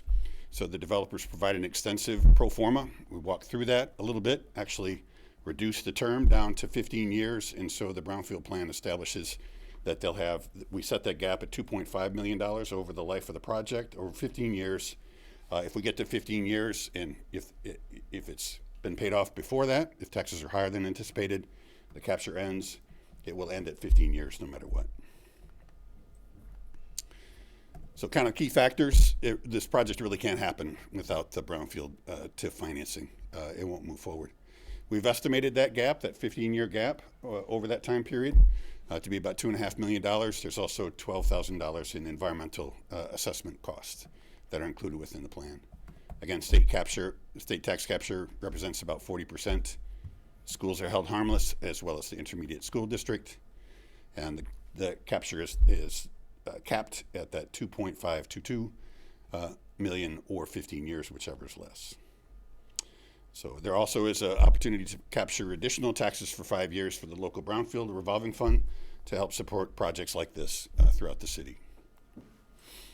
This just gives an idea about what the taxes are now for the property, for the vacant property, and what will continue as well. Once that investment is made, then the taxes increase dramatically. These taxes are captured up to this time period for 15 years. For the additional 5 years for the capture, and then state taxes are provided as well. And then after that time period, all the taxes go back to the taxing jurisdictions.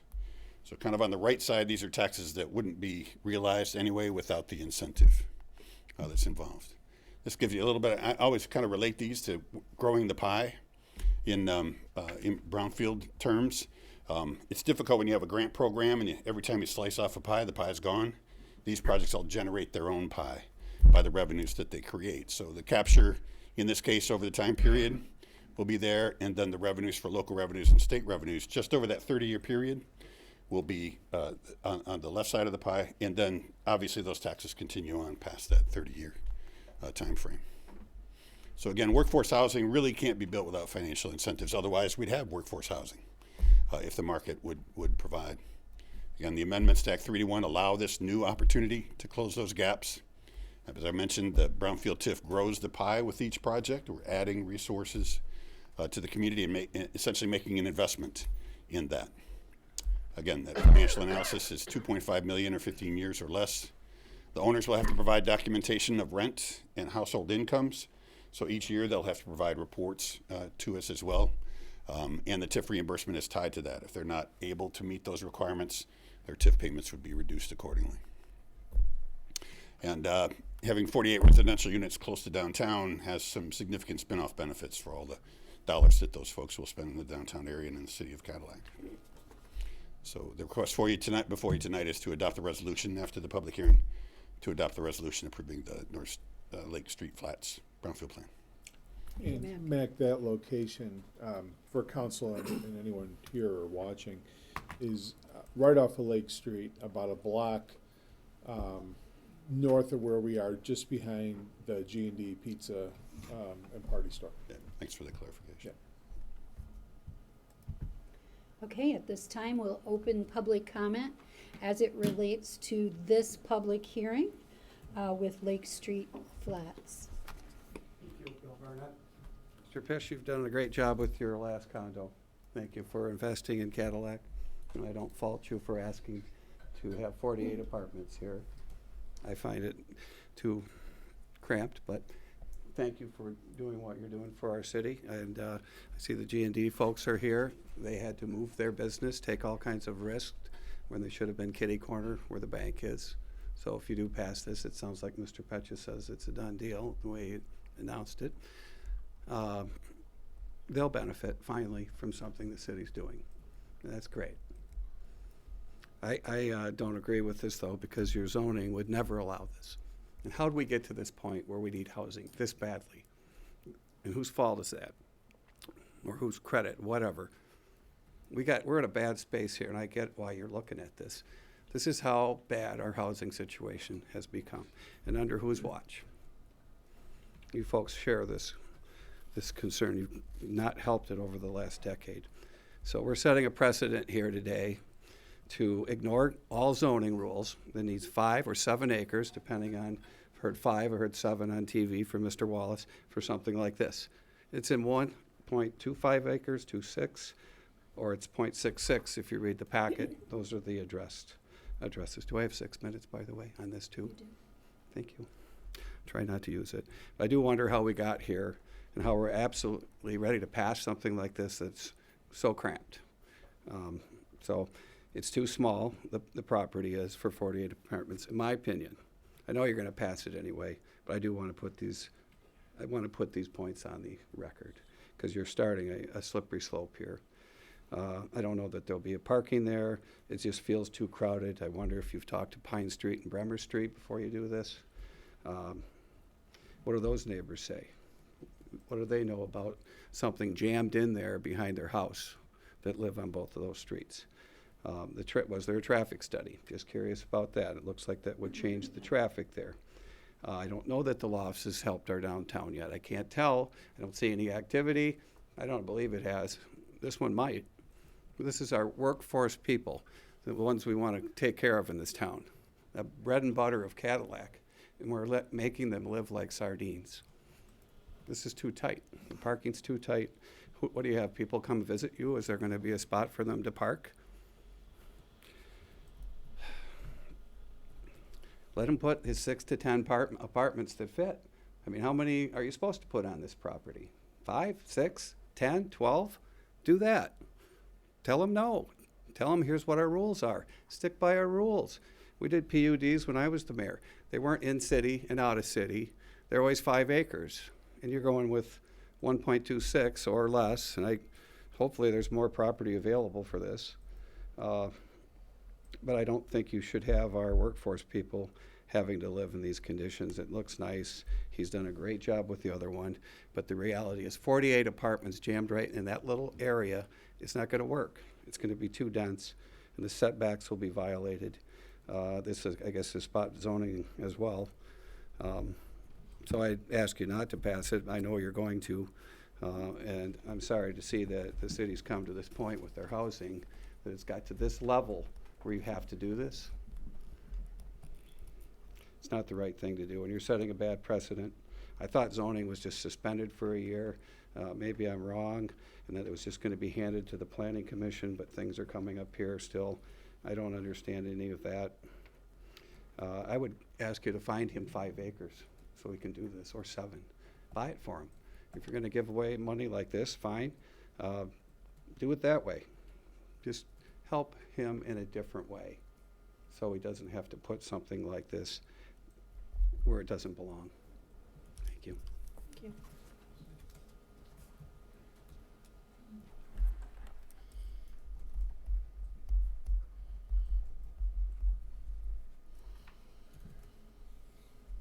live next to G&D in a heartbeat if I could, and I miss it in my old location.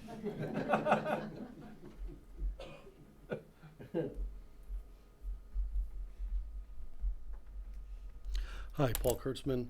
I am one of the owners of the G&D and the G&D property, and just allowed to say that we are not in any way against having more apartments, more living, especially for working class people in Cadillac. However, we do feel this area is a little small, and it's been asked of me to either sell or let some property be used that my family owns. And I'm sorry to say that there's no way that we are going to let any of that property go to anything that we are not. That property's for us and for us to use for our business. So if in any way that property is mentioned that it's going to be used, it's not. That property is owned by G&D and the Kurtzman family. That's the way it's going to stay. Thank you.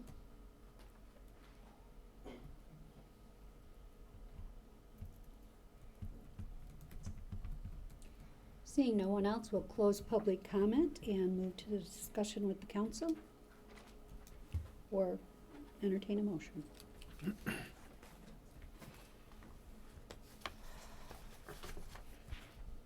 Didn't we already, at a point in the past, change the zoning on this? Yes. Make this possible in the past? And we had hearings about that, and I know that it doesn't look like, you know, that more closer housing, I've been to many of these housing summits, and talking about the need for workforce housing is not the fault of the people here. It is the change in society in our community. So I think that what I've learned in going to these housing conferences and summits and looking at the changes that we need to see, and knowing that my children, the ages of my children, and their needs for housing, is that the model of the big, you know, estate type home or even vast apartments with tons of parking, there are workforce people who work in the community that don't need all that extra space. And to make things affordable that actually like that more. I know we like to think of ourselves as a really small town, and we are, we're a small city, but we have people who need a place to live in order to work. And in order to make that happen, things like this are the way that we do that. And this is happening all over northern Michigan, all over northwest, lower Michigan especially. And communities are being applauded for doing this sort of thing. You know, I mean, the young folks, the workforce folks, don't always, you know, have 2 cars and need that sort of thing. I don't know. It's just, I just wanted to mention that. Do you guys have anything? Well, Mr. Barnett is correct. It's not a perfect site, but unfortunately, rarely is anything perfect in life. So we need the housing, and that's it. I will make a motion to adopt the resolution approving the brownfield plan for the North Lake Street flats. Second. Councilmember Ellenboss, Yes. Ingalls, Yes. King, I'm gonna vote yes, also respecting the Kurtzman's fact that that land cannot be counted on for that development, but my vote is yes. Shippers, Yes. Mayor Folkins. Yes, motion carries. And that takes us to a few communications tonight, Sandy. Yes, it's being recommended to approve the closure of Hemlock Street between East River to where Crippen Street meets North Park Street from 4 p.m. to 9 p.m. on October 26, 2024 for the Trunk or Treat food drive. I'd make a motion to approve the closure of Hemlock Street between East River to where Crippen Street meets North Park Street from 4 to 9 p.m. on October 26, 2024 for the Trunk or Treat food drive. Support. Councilmember Ingalls, Yes. King, Yes. Shippers, Yes. Ellenboss, Yes. Mayor Folkins. Yes, motion carries. Being recommended to approve the closure of the north parking lot of the market for 3 weekends in December from 12 p.m. to 7 p.m. for the holiday market. I'd make a motion to approve the closure of north parking lot of the market for 3 weekends in December from 12 p.m. to 7 p.m. for the holiday market. Support. Councilmember King, Yes. Shippers, Yes. Alabas. Yes. Ingalls. Yes. Mayor Folkins. Yes, motion carries. Being recommended to approve the display of a banner from November 4th through the 11th, 2024 for the Cadillac Band Boosters Hobby and Craft Show. I'll make that motion to Jump right in approve the display of a banner from November 4th through 11th, 2024 for the Cadillac Band Boosters Hobby and Craft Show. Second. Councilmember Shippers, Yes. Alabas. Yes. Ingalls. Yes. King, Yes. Mayor Folkins. Yes, motion carries. Takes us to city manager's report. One more. One more. Oh, I'm sorry. A little tired. Go ahead. Being recommended to approve the display of the lighted holiday garland from November 25th, 2024 to January 3rd, 2025. I'd make a motion to approve the display of the lighted holiday garland from November 25th, 2024 to January 3rd, 2025. Support. Councilmember Allenboss? Yes. Ingalls? Yes. King? Yes. Shippers? Yes. Mayor Folkins? Yes, motion carries. And that takes us to the city manager's report. Yes, thank you, Mayor, members of the City Council. Just a couple of items under the manager's report this evening. First item is a request to purchase turnout gear for the fire department. City was successful in receiving a 100% grant to fund the purchase of 10 sets of gear. The gear includes turnout coats, pants, and firefighting boots for all full-time members of the department. Based on testing that the department did accordingly, they would like to go with the Lion branded turnout gear. The request this evening does ask for a waiver of bid because there's only one basically sole source provider that dealer that sells that gear.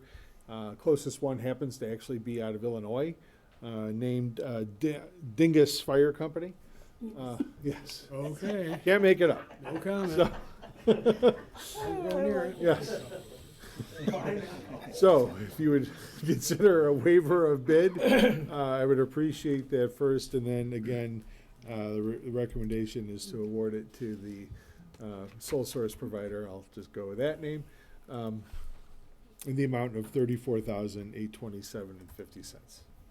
I'd make a motion to waive competitive bidding regarding firefighter turnout gear. Support. Councilmember Ingalls? Yes. King? Yes. Shippers? Yes. Allenboss? Yes. Mayor Folkins? Yes, motion carries.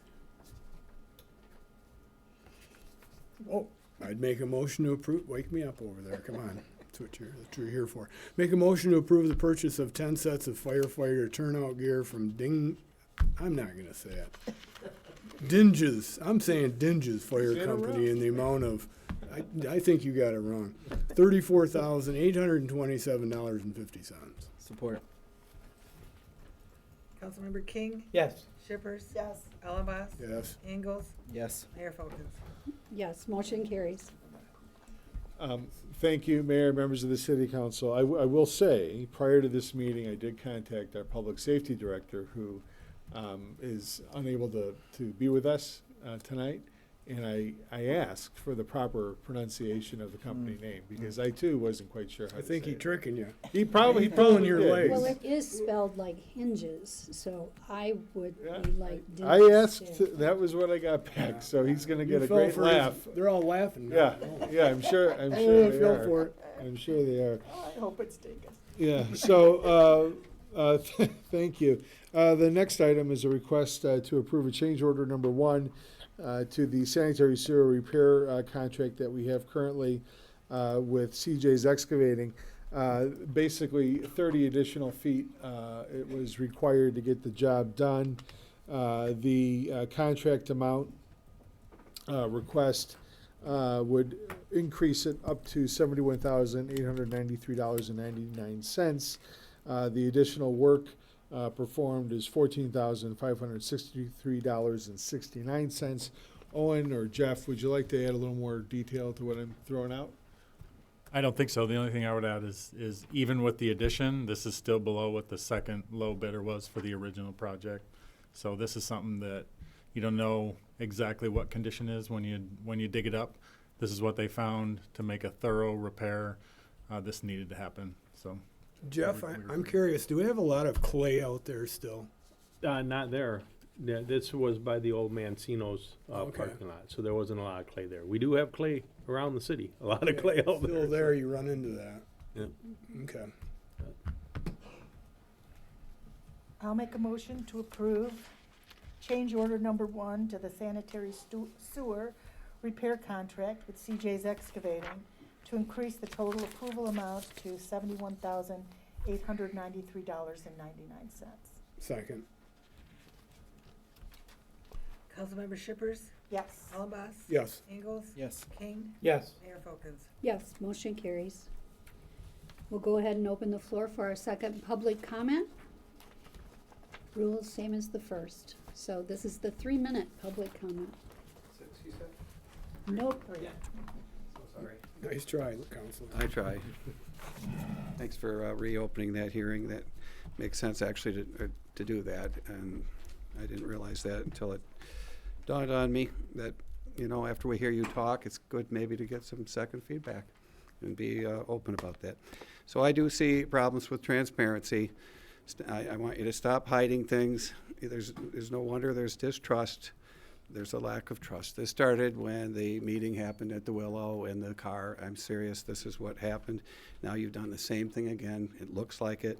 How you get to these points with things not happening in public, it leads people to ask questions and wonder what they can believe in or not. They want to have a government they have confidence in. And I just want you to fix what's going on here. You folks have put 3 new people on the LDFA. Thank you for doing it. It's a 10-member board. It's always been a 10-member board. They were having meetings with 5. They went into closed session with 5 members. There's a problem here. So that hopefully will be fixed. Mr. Torres is one of those. Thanks. He's a wildlife guy. We need that on there for the river. Mr. Schichtel's now on it. He's from Herring Township. Herring Township's taken the brunt of what the LDFA threw in that river for 27 years, which must have had sky-high levels of PFAS. He's got an industry background. Seems like he's a level-headed young man. If he's anything like his dad, Joe, he will be.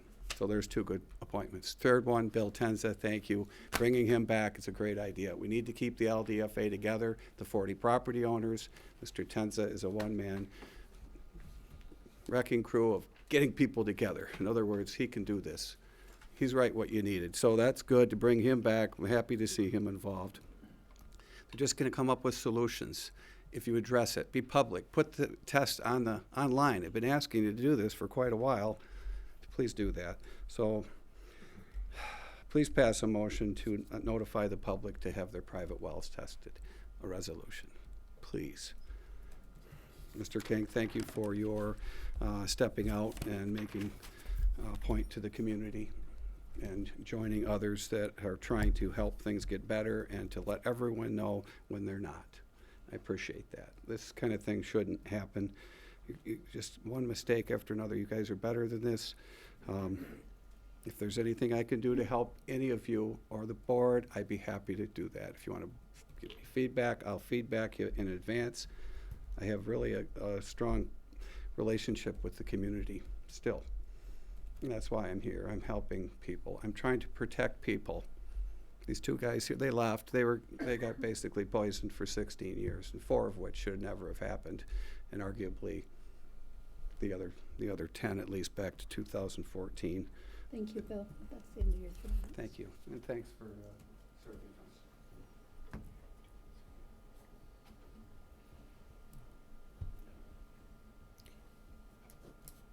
Seeing no one else, we'll close public comment and move to the tabled item from our last meeting.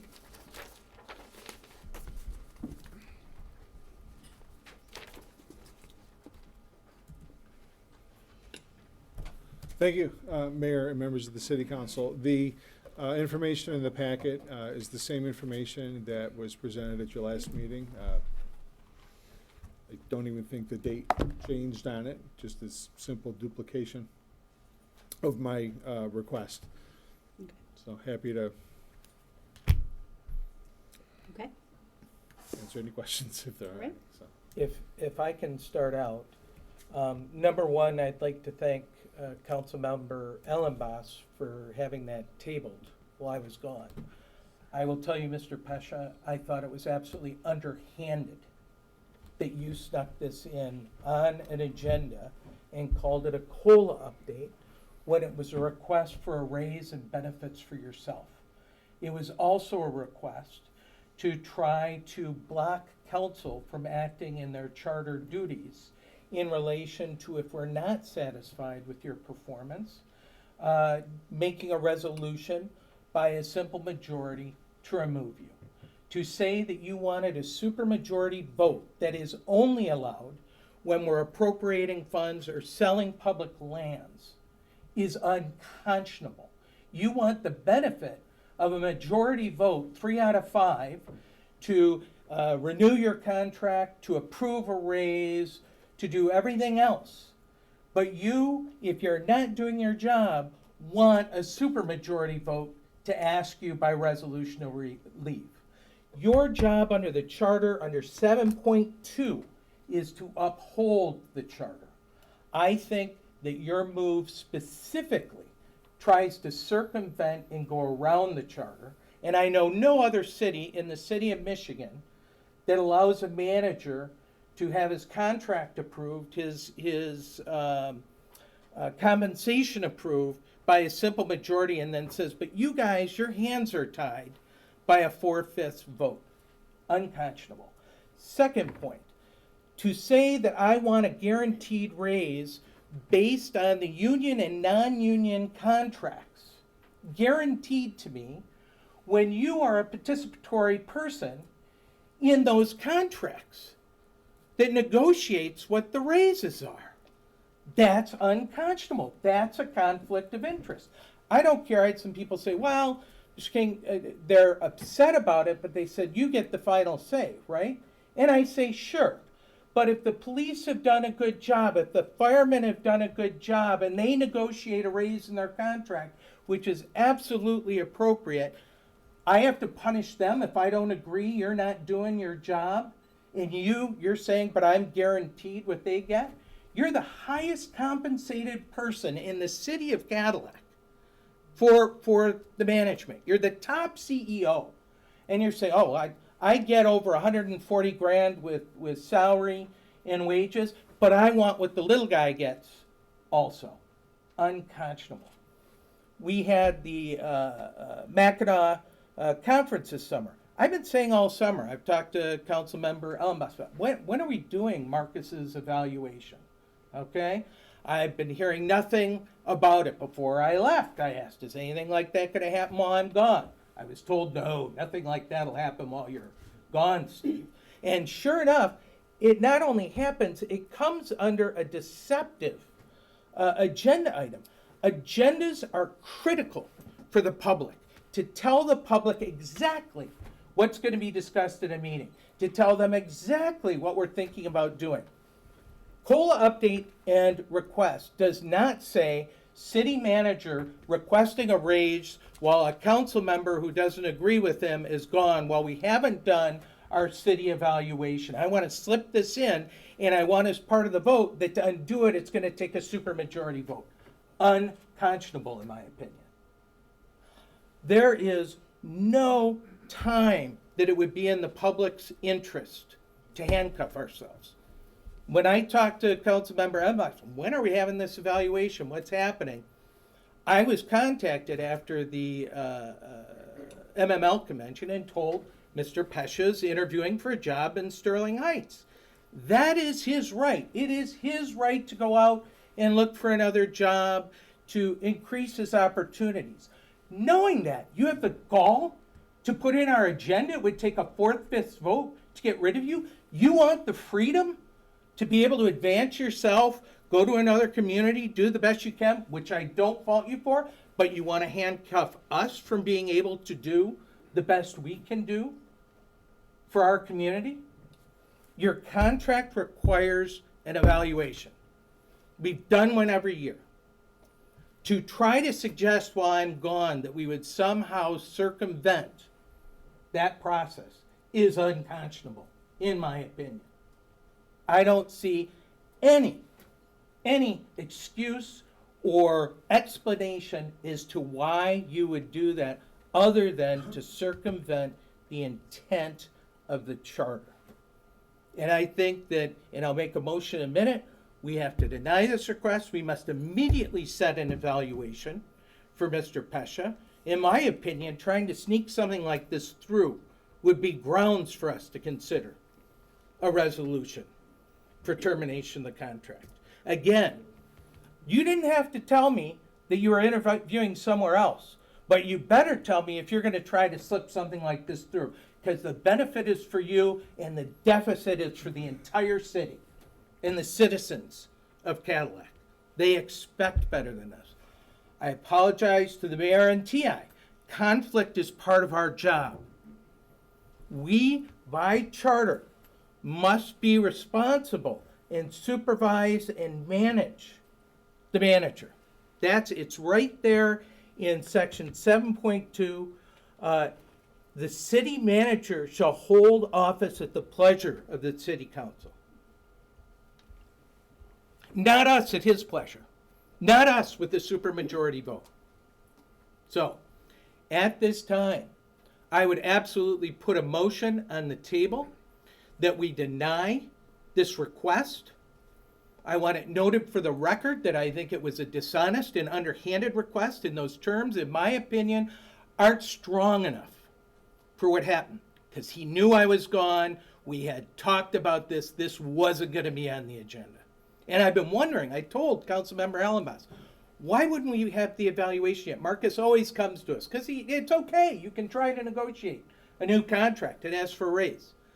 But when I found out that he was interviewing with the Sterling Heights city, I told Councilman, well, this makes sense. He's moving on. He doesn't want to negotiate with us. That's okay.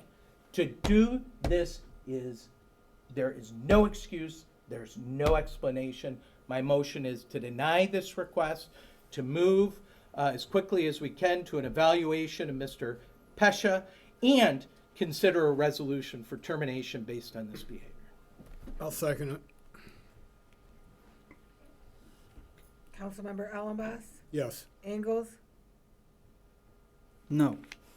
King? Yes. Shippers? No. Mayor Folkins? No.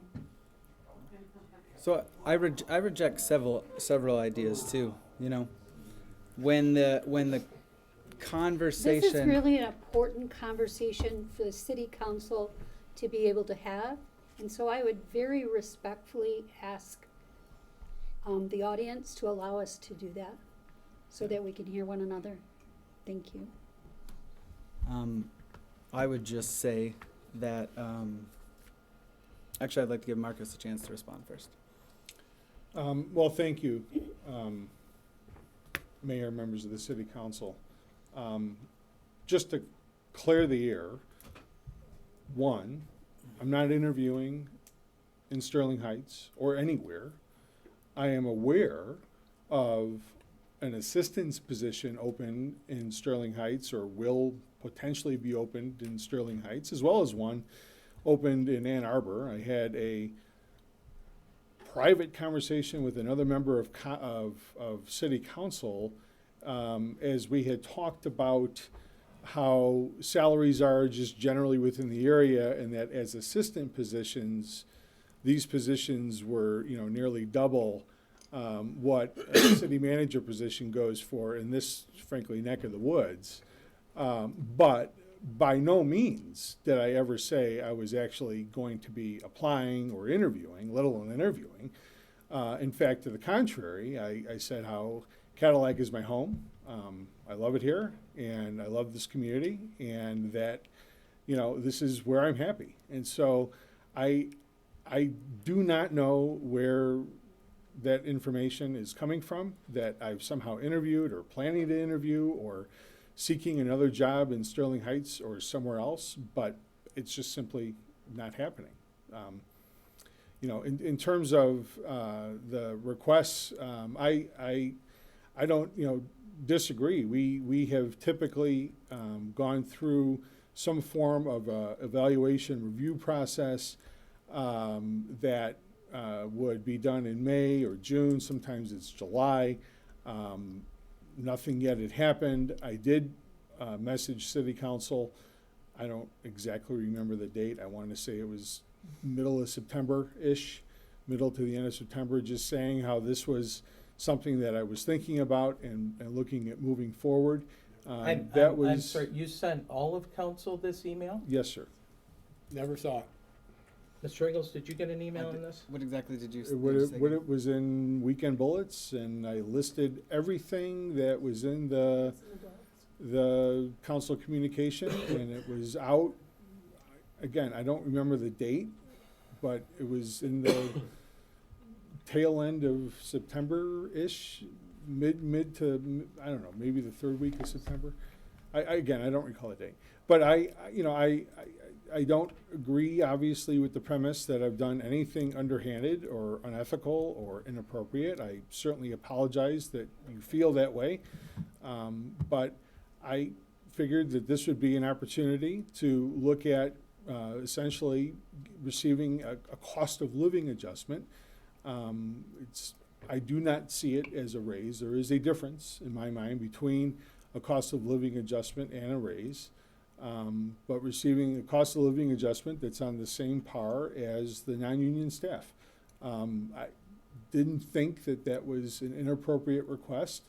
Likewise, I did communicate prior to putting the request forward with our legal counsel as to whether or not there was any charter issues, and was advised that there didn't appear to be in terms of looking at a 4/5 vote on termination of the agreement. I want to ask a question, Mr. Pesha, because if you're asking advice for an increase in wage and a contract from our city attorney, who, by the way, is supposed to be representing the council in the city of Cadillac, and it never would be in the public's interest to lockstep a COLA raise. You can negotiate with the council for raise, but never would it be in the public's interest to allow you to tie a guaranteed raise in relation to contracts that you're a participant as a manager in dealing with. I wasn't negotiating with the city attorney, council member. You were getting the city's attorney legal opinion for your asking for your raise.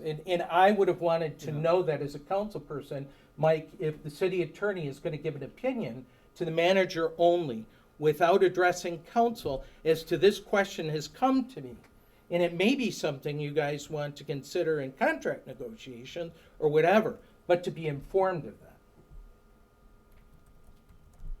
It appears you're using him as your own personal counsel in negotiating that raise. That's the appearance of impropriety. Not true. But I'm not going to argue with you. Okay.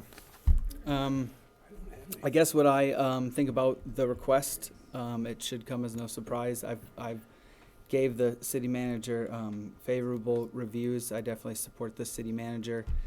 We've had some good responsiveness in the last year with enforcement, with turning the boat around.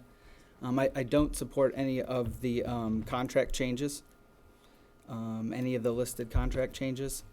When it comes to the valuations, I don't want to give up the evaluations. But we have one council member who barely completes them and responds with one word answers. They haven't changed in the in the 5 years that we've been together as a council. You're referring to me, I did that 1 year. Well, they went from being... No, 1 year. You're lying. 1 year you were You're sarcastic. A liar. I did it 1 year. 1 year you were sarcastic. It was in the paper. Another year you didn't even fill out your evaluation. Yes, I did. Look at Councilmember Ellenboss's. Look at Council. I did it last year, and that was it. Otherwise, I filled them in. And another year you didn't respond. You can look that up. You can look this up. You can look it up too. You can FOIA these. Shut him up. Yeah. Shut anymore. Be respectful. Him too, eh? Everyone, be respectful, please. You got But it. it makes You the have an um, opportunity to talk in just a minute, okay? it makes the process seem less valuable. It makes it seem less helpful to the city manager. You know, I don't manage Marcus once a year. I give my feedback throughout the year. You know, I evaluate his performance throughout the year. If something's not going well this month or next month, I'm not going to wait until the evaluation to do that. So I do want to continue doing evaluations, but in the year where, you know, there's a vote of no confidence held, 2 members voted yes, that vote did not pass. You know, a little bit of me does wonder what's the point. You know, we see that the evaluations have been manipulated publicly a little bit. People will say, how does Marcus get a raise when he gets a C average? Well, you know, that's not how any of that worked. There were 5 evaluations. 3 people gave him close to an A, or meets expectations, exceed. If we were voting on a grade, the grade wouldn't have been a C. So to say we gave him a raise based on a C average, that's simply not true. I gave him a raise because I thought he had better than a C, that he met expectations, and the other council members agreed with me. So I have been, especially in the last year, a little disheartened. We made an effort to change the evaluations. One of the best contributions I think that you made to that effort was the suggestion that at the end of answering all the questions that we got together and agreed on some key focuses. You know, I thought that was an improvement. But the textual part of it, of writing out the same paragraphs, 5 and 6, 7 years in a row, is not. Mine have changed every year, It's not Councilman Engels, meaningful. and have specifics for my opinion as to lack of performance. So I would take umbrage, and I think the rest of the council knows I have taken those evaluations very seriously. And each year is different and focuses on specific points. So I take exception. Well, none of the thing you say in the evaluation is a surprise, because I've been listening to you. Well, if it's not a surprise, it means you should be looking at the performance, which you've chosen not to, and that's your right. However, to simply say we're going to give, I don't think we can give him any raise at this point without an evaluation, without following charter that says we will set his compensation. That's the 5 of us, and we may not agree, but we have to follow the charter. You don't just put an agenda item on and say I want a raise and grant it. To say it's not a surprise might also lead me to conclude that you've vocalized your opinions throughout the year, that I know what your opinions are, Marcus does, and that this one moment in time that we chose to do the evaluation was not the most important part of our managing the city manager. Marcus sees me an hour before every meeting and gets my feedback straight to him. None of this is a surprise. I appreciate that, and it's why to overstress the once a year evaluation seems a little disingenuous. It's to compile everything from the year. May I? So when you first came on, you suggested that we have that we as a council meet privately without Marcus and have a conversation first and go over all that stuff. And I, for one, was not, I didn't know you very well. I didn't, other things. And I said, well, how about we hybrid it and we each write our thing and then we get together. And that seemed to work, but I think you had the best idea first, and I was reticent in the beginning. I think an evaluation, similar to how, for example, Jen Brown's evaluation happens, who is another head of an organization in this community, where we get together, we privately, the 5 of us, have a conversation, we go over all this stuff, express our opinions, listen to each other, talk to each other, and then we come up, instead of coming up with an average, we come up with a consensus, and we really listen to each other, okay? And listen to, instead of it being, I'm gonna stand this way, or I'm gonna do this to counteract this, that's not helpful. So I would very much like to suggest that we take your recommendation when you first came on, and we set up an evaluation that starts with, and this was something that they spoke of at the MML. But then we come out with a statement to Marcus. We then let him know, and we come up with a statement to the public as well after that. And that's fine. And that would be done through a work session publicly and not through an agenda item that's stuck in. And we don't think cannot it- ignore that. I agree. And number two, these people out here, all these citizens, those who are watching, have to know why why me are evaluating the manager the way we are. Because they may say, you jerks are not doing your job and we're going to vote for someone else. They need to know the specific reasons why we're evaluating the way we are, to have the public educated to be able to decide whether they want to vote for us. Just as we don't have the right to fire any of the department heads, any of the staff, that's Marcus's job. Our job, by charter, is to manage Marcus and set his compensation. The public needs to know exactly how we're doing that and what the reasons are for doing that, so they can decide whether they want to fire me or not, or you or not, to keep the transparency there. What has happened was a horrible event that tried to destroy transparency, a horrible event that tried to slip something through, and there is no excuse for it. And I would say we cannot, by charter, make a motion for any raise tonight without an evaluation. Brian, did you want to add anything to the discussion? What good? We passed this, so he's gonna get his. No, we didn't. No, we didn't. haven't. Okay, we haven't No, passed it. it was tabled. We all Okay, agreed we all tabled, to wait okay. till Steve was here to talk about it. All right. Every one of us voted for that. Okay. Oh, Mr. Ingles, you'll never shut me up. If No, you I don't- wa- I was the one that was trying to. If you don't like what I write, tough walnuts, buddy. Oh, yeah. Because I think I told you the same thing in the back room when you expressed your displeasure with my verbiage, which is, I don't care what anybody thinks. I'm going to say what I want in the manner I want. Oh, I was just pointing out how, that type And of. I will not ever be anybody's puppet on this council, Yeah. like you. Well, That's just what you are. Don't be Hey. accusatory, please. That's Will, not- please stop. That's my opinion. That's He not- got a right to say his opinion. Yeah, but that's, Oh, that's different? No. The two that's- words that that's- change everything? No, I just, Okay. There you go, buddy. here, It's fine. Thank you. Thank you all for great observation, great, maybe not great discussion, but discussion that needed to happen. And, no one on this council ever said, we aren't going to do an annual evaluation this year. Last year we gave it a good shot and used a new tool. We used the goal format.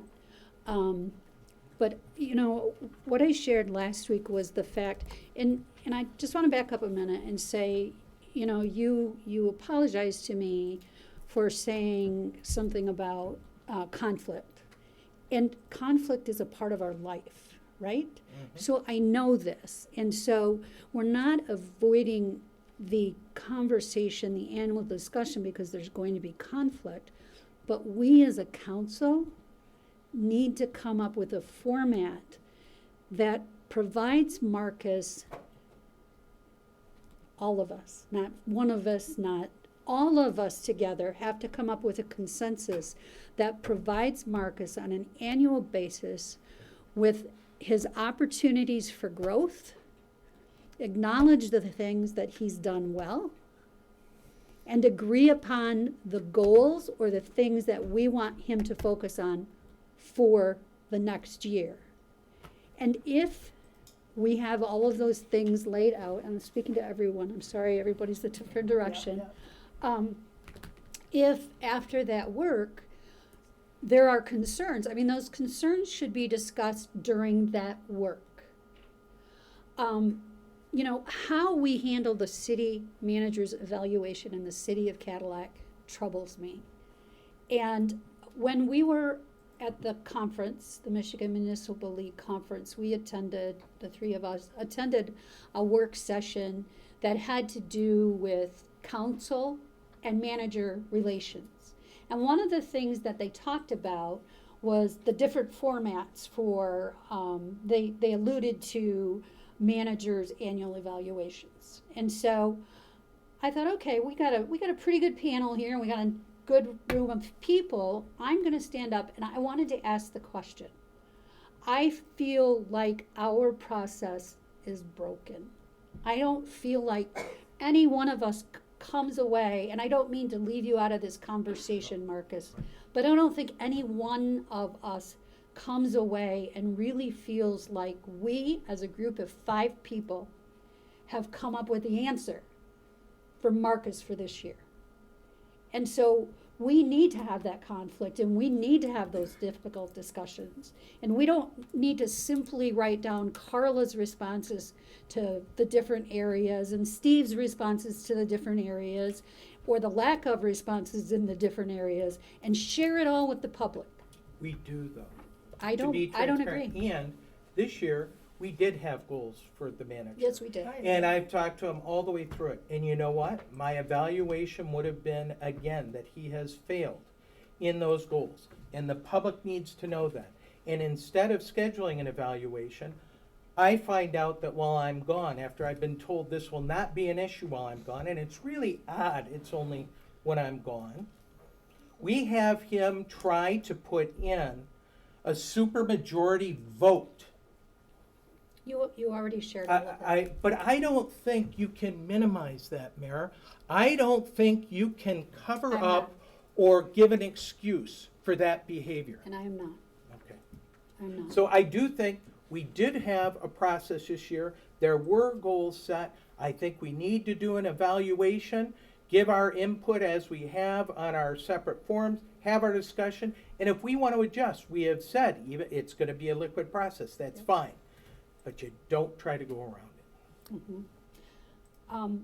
I would just say that the buck stops here. I mean, that's under my purview, that annual performance, so I accept that responsibility.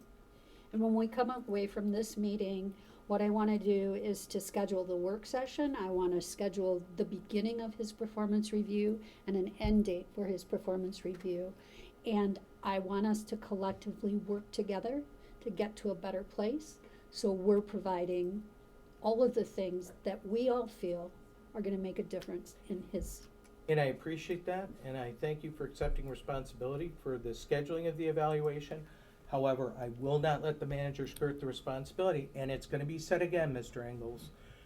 What he did, in my opinion, was unethical. To try to stop the council from doing their job, to lie to a council member about not addressing this while I was gone, that is behavior that cannot be accepted from the CEO of our city. And I appreciate we're going to move forward, but I will not. He takes responsibility for putting that on the agenda in a way that the general public would never know he was asking for a raise. And that can't be soft pedaled. Councilmember King, the agenda packet's public. It says the communication COLA update and request. Come on, Exactly. Mr. Pesha. It didn't say Pardon me. city manager I did not request. I'm a interrupt council you. member. I have the floor. I Pardon don't me, care. You had stopped talking, and I'm trying to give you a response. The council packet is a public document. Steve, just. The communication clearly and concisely identified the That is entire- BS. I'm sorry, I'm not gonna, I don't think, I heard from Councilman Engels, who even said he was shocked he didn't realize what that title meant on the agenda. The common public is not gonna know that COLA update and request means city manager asking for a raise without negotiation, not pursuant to the charter, and a block to put in a supermajority vote. You Okay. cannot give an Councilmember, excuse you for keep that. referring to charter issues, which I do not see any of. You don't want to. Okay. Well, okay. Guys, I want to ask for this evening. I think, Steve, that you've told us exactly your position, and everybody's had an opportunity to say Oh, I what they think need. so. Okay. All right, so can we do whatever we need to do tonight to get us past this? and then we will schedule and make it a priority. I think we need to do the evaluation as quickly as we can, and then move on to the next part, which is evaluating Marcus's requests. So, Fine with me? Yeah, Okay. I second that. Or what about the other motion? We well, voted down. yeah, I mean, I So don't. is that a motion? So I it's don't know just- that we need to deal with this again as opposed to just let it die. I don't we've think we been need to make a told we motion on can do that anything before, this no. evening. We're just moving into, I'll get dates out to everybody. thank you. Thank you for, Mm-hmm. Hang on. My recollection is there was a motion with support. and we voted against it. Okay, all right. Right, Sandy? Okay. And we voted against it. I personally voted against it because I wanted to have this discussion. We're good. All right, everybody just take a big deep breath. I'm not gonna talk. No. Well, I do have a. Do you wanna do- Call the good of the order. Okay. All right, the next thing on, Are we in good of the order? not yet, I'm trying to get us there. Okay. So the next thing on the agenda is good of the order. Should anyone have anything? Well, I just wanted to say, that we need, if we make a motion and there's a second, that sometimes I do like to have a conversation. I don't fault Steve for trying to wrap up that conversation, but the end of what Mike said, I did need to hear, and I wouldn't, if I were to when the COLA update came up, make a motion and Councilmember Ellenboss supported it, that certainly wouldn't be the end of that discussion. Is all I would say. And again, I don't fault you for trying to wrap up that very extended conversation that we were having. But the attorney did give some good information. And really, I mean, anytime when we have a motion and we have support, I never want to shut down discussion. The other thing I have to talk about, is water too, because, it took me a while to really understand what we were talking about, what systems we have in place and what we're being asked to do. And I think two things, and maybe this needs to be one of the central focuses of these discussions, but two things that I would certainly support if they were ever asked of me were a technology or a filtering system for the wastewater plant to reduce whatever's coming out of there further, I don't know that the technology exists to capture all that and reduce it to zero, but, if it is, give us a price and give us a plan. Just because we're below the surface water, threshold doesn't mean that these things, that doing that type of work wouldn't have a positive impact in the long term. And I think the other question too, it started with a presentation on the LDFA, talking about the well technology and the way we pumped water out of the ground, cleaned it, and then put it back. If that system can be used or altered to do the same thing with PFAS, I mean, we're certainly shouldn't be in any hurry to shut that system down. Again, I'm not up to date on the technology for taking this stuff out of the environment, but I understand how the LDFA system and its wells worked. I know we have a building that cleans that stuff and then sends it to the plant.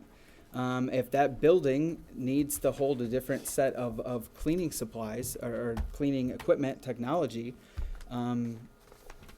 that's certainly something that we could move towards. So those are, I think, proactive ideas that everyone's free to reject or tell me why it's not possible or that the technology doesn't exist. But I think a solution starts with those two things, that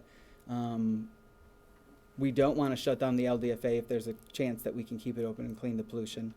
And if there are technologies to clean our wastewater, to treat our wastewater further before we dump it in the CLAM, then we should be looking at those and looking at the cost of those. Marcus, can you remind the council of the meeting that's going to happen on the 6th of November and the agencies that are going to be there? Yes. And the importance of all Yep. of the members to be at that meeting? Yes.